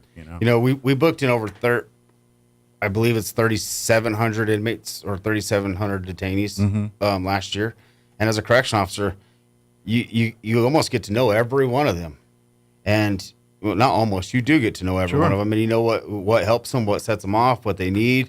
And as a correction officer, that's a big task. 3,500 different faces in 1 year that you have to learn what will set them off and how to keep them safe. And as an officer, you're not only keeping them there, keeping them safe, but you're also protecting them from civil rights. You're looking out for their best interests. Absolutely. It's a tough job. It really is. But here's the thing, too, is the ones that do it well, they get respect. You know what I mean? Like your correction officers that take the time, that talk with their folks, that work with their folks. They're hard but fair. I'm going to say they probably have a better success rate of reaching to folks because of just being honest and being real with people is lights out a great way to get a problem solved. And if you've got COs that are treated like they're going to get way more headway and get more done than them, being adversarial. In there. Right. You know what I mean? Correctional officers, the best advice I give any new correctional officer is be firm, be fair, and be consistent. Mm-hmm. As long as you're firm, fair, and consistent every day, you're going to get the respect. Sure. And corrections is definitely a respect world. Like I tell them, if an inmate disrespects you, we handle it. Sure. We handle it, but tomorrow's a new day. Well, everyone's entitled to a bad day. So tomorrow you don't hold no grudge. Tomorrow you go back in that pod and you are firm, fair, and consistent every day. And I've watched enough of these National Geographic jail shows to know that respect, pecking order, that is the top priority in jail. It's all about egos and everything else, and disrespect and respect, and a simple disrespect will get you dropped in jail. And so that's why COs are treating everybody with respect, like you said, hard but fair. Yep. You tell them, look, the rules. That ain't going to happen. That's but look, correct. you square dealing with me. I'm not going to give you. And that's the relationship. And you got to think you got to do that while you're booking someone in. Well, everyone that comes to jail is mad. Ain't no one came there voluntarily. And half of them are probably inebriated. They're either under some type of influence of alcohol, drugs, something. They're also mad at the cop. They're also mad at their spouse. They're mad at the store. They're mad at whoever pressed charges on them. And then we get them. Well, now it's our job to take that upset individual and get them through a whole process. Right. Where they don't want to talk to you. They don't care. They're mad. They just want to fight. But it's our job as professionals to calm them down, de-escalation techniques, talking to them, just monitoring them goes a long way. And once that happens, then the process goes pretty smoothly. I've seen enough of those types. Yeah, you see that, kind of when they come in drunk or high or whatever, and then you kind of let them draw out the tank a little bit. And once they start sobering up, you're like, wow, they're a totally different person. They're totally... Verbal judo is the best thing that we could teach our correctional staff and to de-escalate situations. That way it don't come physical. That way it doesn't escalate to that. Sure. And one of the things we've talked about a lot, Mike, is how the county employees are kind of family. Okay. So now let's put that on an exponential level. The detention officers, they've got each other's back. Absolutely. If something goes south, if this guy comes in mad and wants to fight, he knows that you're going to help me out and do it. The life of a correctional officer is best defined as it's a dysfunctional family. Sure. That's my brother. That's my sister. And I may be upset with them and say something about them, but ain't no one else going to, because it's definitely a dysfunctional family. They're going to have each other's back. It's the same mindset that law enforcement, military, it's kind of like military, you always see the running jokes about Army making fun of Air Force and Marines. Everyone's making fun of Marines or Navy, this and that. But if you catch making, it's like, you don't get to make that. Right. And those, same those kind of deal in officers, that world. Yeah. Those officers are actually the ones that make that world safe. Yeah. It's not me. It's not the upper echelon. Those officers are the ones on the boots on the ground is who does the job. And everything to delivering their food tray to them. I mean, it's done with such respect. Sure. Everybody's got to be fed 3 times a day there. The officers themselves. I mean, you guys jump in and help too, because they don't want to be absent. Leaders. They're out there in the back as well. Sure. But those officers, the entry level guys, are the ones that they go in. They make those connections. They make those lasting relationships and respect, whatever. And you're living in a community. And I kind of come with a different little mind spec than a lot of wardens. I work for my COs. So whatever I could do to make their job easier, smarter, and faster, I'm going to do it. Even if it matters if I have to go and battle with the county manager to get funding or whatever, I'm going to do it because I work for those COs. Sure. Those COs is who makes that place go around. Well, and at the end of the day, credit goes to them. Well, at the end of the day, it's so much easier for your job when the inmates are I'm say happy, but not upset. None of them are happy, right? And your employees feel safe at work, feel wanted at work, and feel a sense of belonging at work. Right. And that's at the end of the day, and that's where. And please, if you are looking to, it's an excellent career working for the jail. Is it good, easy work? No, it's hard. You're going to have hard days. You're going to have emotional days, but you're going to have productive days. It's the same. I teach them it's the same thing as working anywhere else. Yeah. It's like your job. If you show up every day with a positive attitude, more likely you're going to get a positive result. You show up with a crappy attitude, well, you're probably going to have a crappy day. Sure. So I preach that to them to try to show up prepared and in a good mood. And I imagine for you get the little victories every day where you see people that came in and they were kicking and screaming and dragging and being just a hot mess. And then after a couple weeks, couple months, whatever that time is, you see them leave. And then there's a little bit of like, maybe I made a difference in that guy's life or that person's life. And you know what I mean? And so there is that sense of I made a difference with, yes, there's days where you're keeping the peace and that stuff, but you're being a mentor. You're changing people's lives by a simple conversation. The morale at the jail is increased exponentially. We had some issues, as most jails across, not only New Mexico, but across the United States, had staffing problems.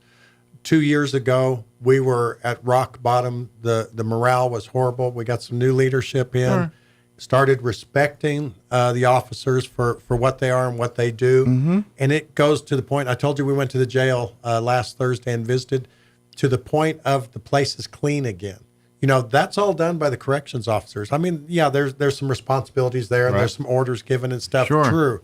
But it shows. And 2 years ago, you walk through the jail and it's like, oh my gosh, just, towels, paper towels on the floor, whatever. Sure. things that show you don't have the pride of ownership. Now it's a totally different place there. The staff is doing well. They're being paid well. They're being appreciated. And I think you get that environment dictates attitude. You know, and if you're in a poor environment, then it's going to be a poor leadership attitude. Yeah, shows through. And that and the proof's in the pudding, literally, right there.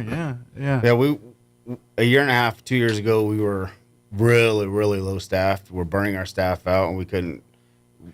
The recruitment. They're good workers, but when you're working 3 times what you're supposed to do, I don't care. That's going to take a toll on you. Exactly. And that's what you guys were dealing with, a little work fatigue and everything else. And especially in that environment. That's not just a normal environment. This ain't Bob microwaving his fish too much. You know, this is real world stuff we're dealing with there. Right. Yeah. Well, and the safety of our inmates, like when you work that many hours, you're going to be fatigued, and you're not going to be at the point of your game. And you're going to make a mistake. Which exactly leads to mistakes. Mm-hmm. And then it could cause everything from an injury to death. Litigation, to death. Right. Mm-hmm. You know. And when you're already, like, if you're not on your A game and you're dealing with someone that, let's just say, is not mentally stable there, that's going to end badly for everybody. And, right. And so, yeah, you were hitting some, cracks in the wall here but now we're getting more personal. Like you said, things are changing. Now, that being said, we're always looking for new people and more people to be a part of it. I don't think I will ever, and this is just corrections, the industry, not Chaves County or anything. I don't think you'll ever see, no, we've got enough inmate or enough. It'll COs, never we're be good. enough. Yeah. So even when I am fully staffed, that's when I'm going to go back and I'll bang heads with the county manager to get more positions, because the more staff we have, the safer environment it's going to be. And then there's people that have been there 20, 30 years, and they're saying, you know what, I'm ready to move on to my next phase of life. And when those happen, we got to replace them. It's a great career. I actually started this career at this jail when I was 19 years old. Oh, wow. I started at 19 years old, and I did a couple years at the jail, and then I thought, well, I'm going to go to DOC. So I went to the DOC, and instead of retiring, I decided to come back to the jail. So I'm at the jail, and just to see where it's came from when I started to where it's at, it's amazing. Yeah. Amazing.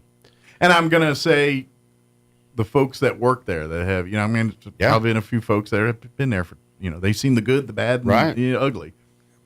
And they're like, man, this is probably the best run I've seen since I've been here.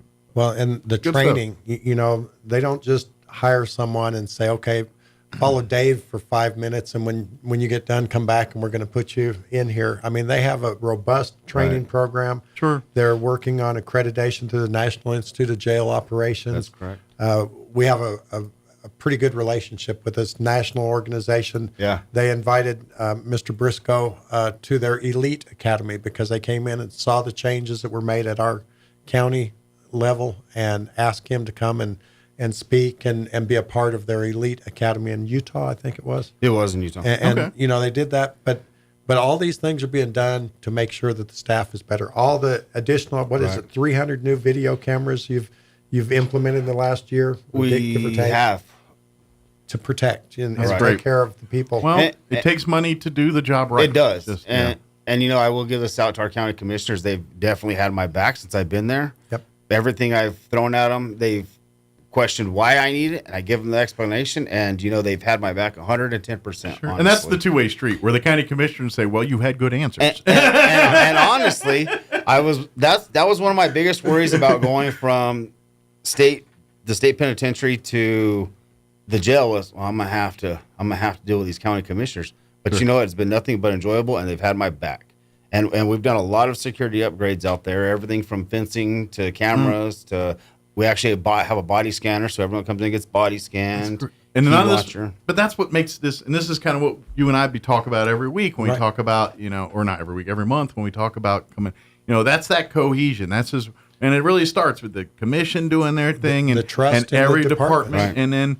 And then obviously with you doing what you're doing, you're putting there, basically you're instilling trust in the commission. So when you do come to them and say, look, I need this, they're like, well, Mike's not usually one to kind of, be, overly. Everything he's told them has come to fruition. So I think it's a two-way street where, yes, you're giving credit, but I would say you've also earned that by doing what you do. And so I think but this is what we're talking about in jobs with the county. And there's a reason why every county commission meeting, and they do the annual, employee longevity. There's always a 20, 30-year county employee there, whether it's at the jail or the road department or in the clerk's office or whatever it is, because it's a good place to work in the county. So go to the county's website, apply the process here, and let's see if we can get the ball rolling. And I imagine with a career in corrections, like law enforcement, it's not just something you fill out an application. I mean, it starts there, but you kind of learn the job, training, and then obviously go on for your formal training and everything. And for a lot of young men and women that want to get into law enforcement after high school, they can start with us, and they can start investing into their PRA. They can get into the field, and it's a great stepping stone in case they want to go to state police or to SO or to city police. You can't be a city cop unless you're 21 years old, but you can start your PRA and you can start getting in that field with us. Absolutely. So, and have a great, step ahead of everybody else, because you understand the mentality, you understand what happens after. Plus you want to know just crime politics and everything else. Hanging out in the jail, you learn all that stuff pretty easily, don't you? You're right, exactly. But not only that, you actually learn your verbal judo and your de-escalation techniques. Yeah. And you learn how to talk to these offenders, which means when you get out there on the streets as a cop, you're going to be a step ahead of the normal cadet that just came out of the academy. Absolutely. Because you've already been dealing with them. You've already got that rapport with half of our offenders, You don't have that nervousness of the exactly. I mean, the unknown's always the unknown, but you're better equipped. That's right. To say, okay, and you're watching the cues. Right. Like as a CO, you're watching the same cues. If someone's irate, it's one thing for them to yell, and you're like, well, they're yelling, but let me see the other cues to see if this is just going to be more than yelling. And and that's vital training that you can only learn by it happening in front of you sometimes. Well, and another thing that you learn a lot about at the jail, surprisingly, is about the court system. Right. I mean, I've learned more about the court system watching what happens at the jail and the video arraignments and all of those things than I ever. And that's another thing, too. When I came into this, I didn't know the court procedures at all. In DOC, we have a JNS, we have a judgment and sentence, and you sit down and be quiet until that day comes up. That's about all I knew of courts. Yeah. So coming over to the county, I had to learn this. And, shout out to our judges because they've really helped me. Oh, yeah. Those judges helped me walk through different things like, hey, you can't do this, you could do this, you need to do that. And I really do appreciate our judges here in the county. That's really awesome. Do. Well, it's sometimes you're learning everything. And yeah. He has a great rapport with all the judges, whether district or magistrate judges or even the municipal judge has been a real ally. All of them. And basically, I just went to him and said, look, I don't know. I need your help. I need your guidance. And every one of the judges have backed me up and walked me through it. Well, in a world where everyone likes egos and things, sometimes it's nice. It's a refreshing change when someone says, you know what, I could use some guidance on this. Right. Yeah. If you don't know, you don't know. It's real simple. You just say, how do you learn? You learn by doing, and that's exactly. So you learn by reaching out. I just saw the time. We're about to get kicked off the radio here. But please go to the county's website if you're interested in applying with the detention center or any of the county jobs here. But if you're looking for a rewarding career, detention has some great opportunities here. Is it a hard job? Absolutely, but it's a rewarding job. They have some really good videos that show the entire everything that goes on there. Where would they find those? Just YouTube? Just put they're on YouTube, and they're also on our Travis County website. Very good. So excellent. Well, thank you guys. I'm sure you got a few fires to stomp out. So let's go thank do that. you. Thank you. Good job. And we'll see you down the road here, Hope. All right. Thank you, sir. All right, 9:58. Quick break before they kick me off the radio. Don't go away. You have mechanical aptitude? The Crumlin Auto Group wants to talk to you. Make real money without driving to the oil field. Certified master technicians can earn up to $70 an hour. Entry-level technicians start at $20 an hour with free training and tools. The Crumlin Auto Group offers competitive wages, health insurance, a 401k, housing assistance, and a sign-on bonus of up to $20,000. You could be making over $150,000 a year. Apply today at kagnm.com. kagnm.com. Roswell Livestock and Farm Supply is your one-stop shop for farm and ranch supplies in southeast New Mexico, with a friendly, knowledgeable team that can help you find the answers to your problems, with brands you know, including Preford, Pearson, Purina, Hypro Feeds, Ariat, Wrangler, Cinch, Justin Boots, and more. Roswell Livestock and Farm Supply is a proud supporter of area sports, 4-H, FFA, and the farmers and ranchers of tomorrow. Open Monday through Friday, 7 a.m. to 5:30 p.m., Saturdays, 7 a.m. to 5 p.m. at 1105 East 2nd in Roswell. Roswell Livestock and Farm Supply, family owned for 50 years. Here's a Mornings with Mike Winters fun fact. Did you know you share your birthday with at least 9 million other people in the world? Your birthday isn't feeling so special now, is it? Here's Mike Winters. This hour from townhall.com. I'm Jason I played the Walker. wrong line. House Rules Committee voting to advance the GOP conference plan to approve President Trump's legislative agenda.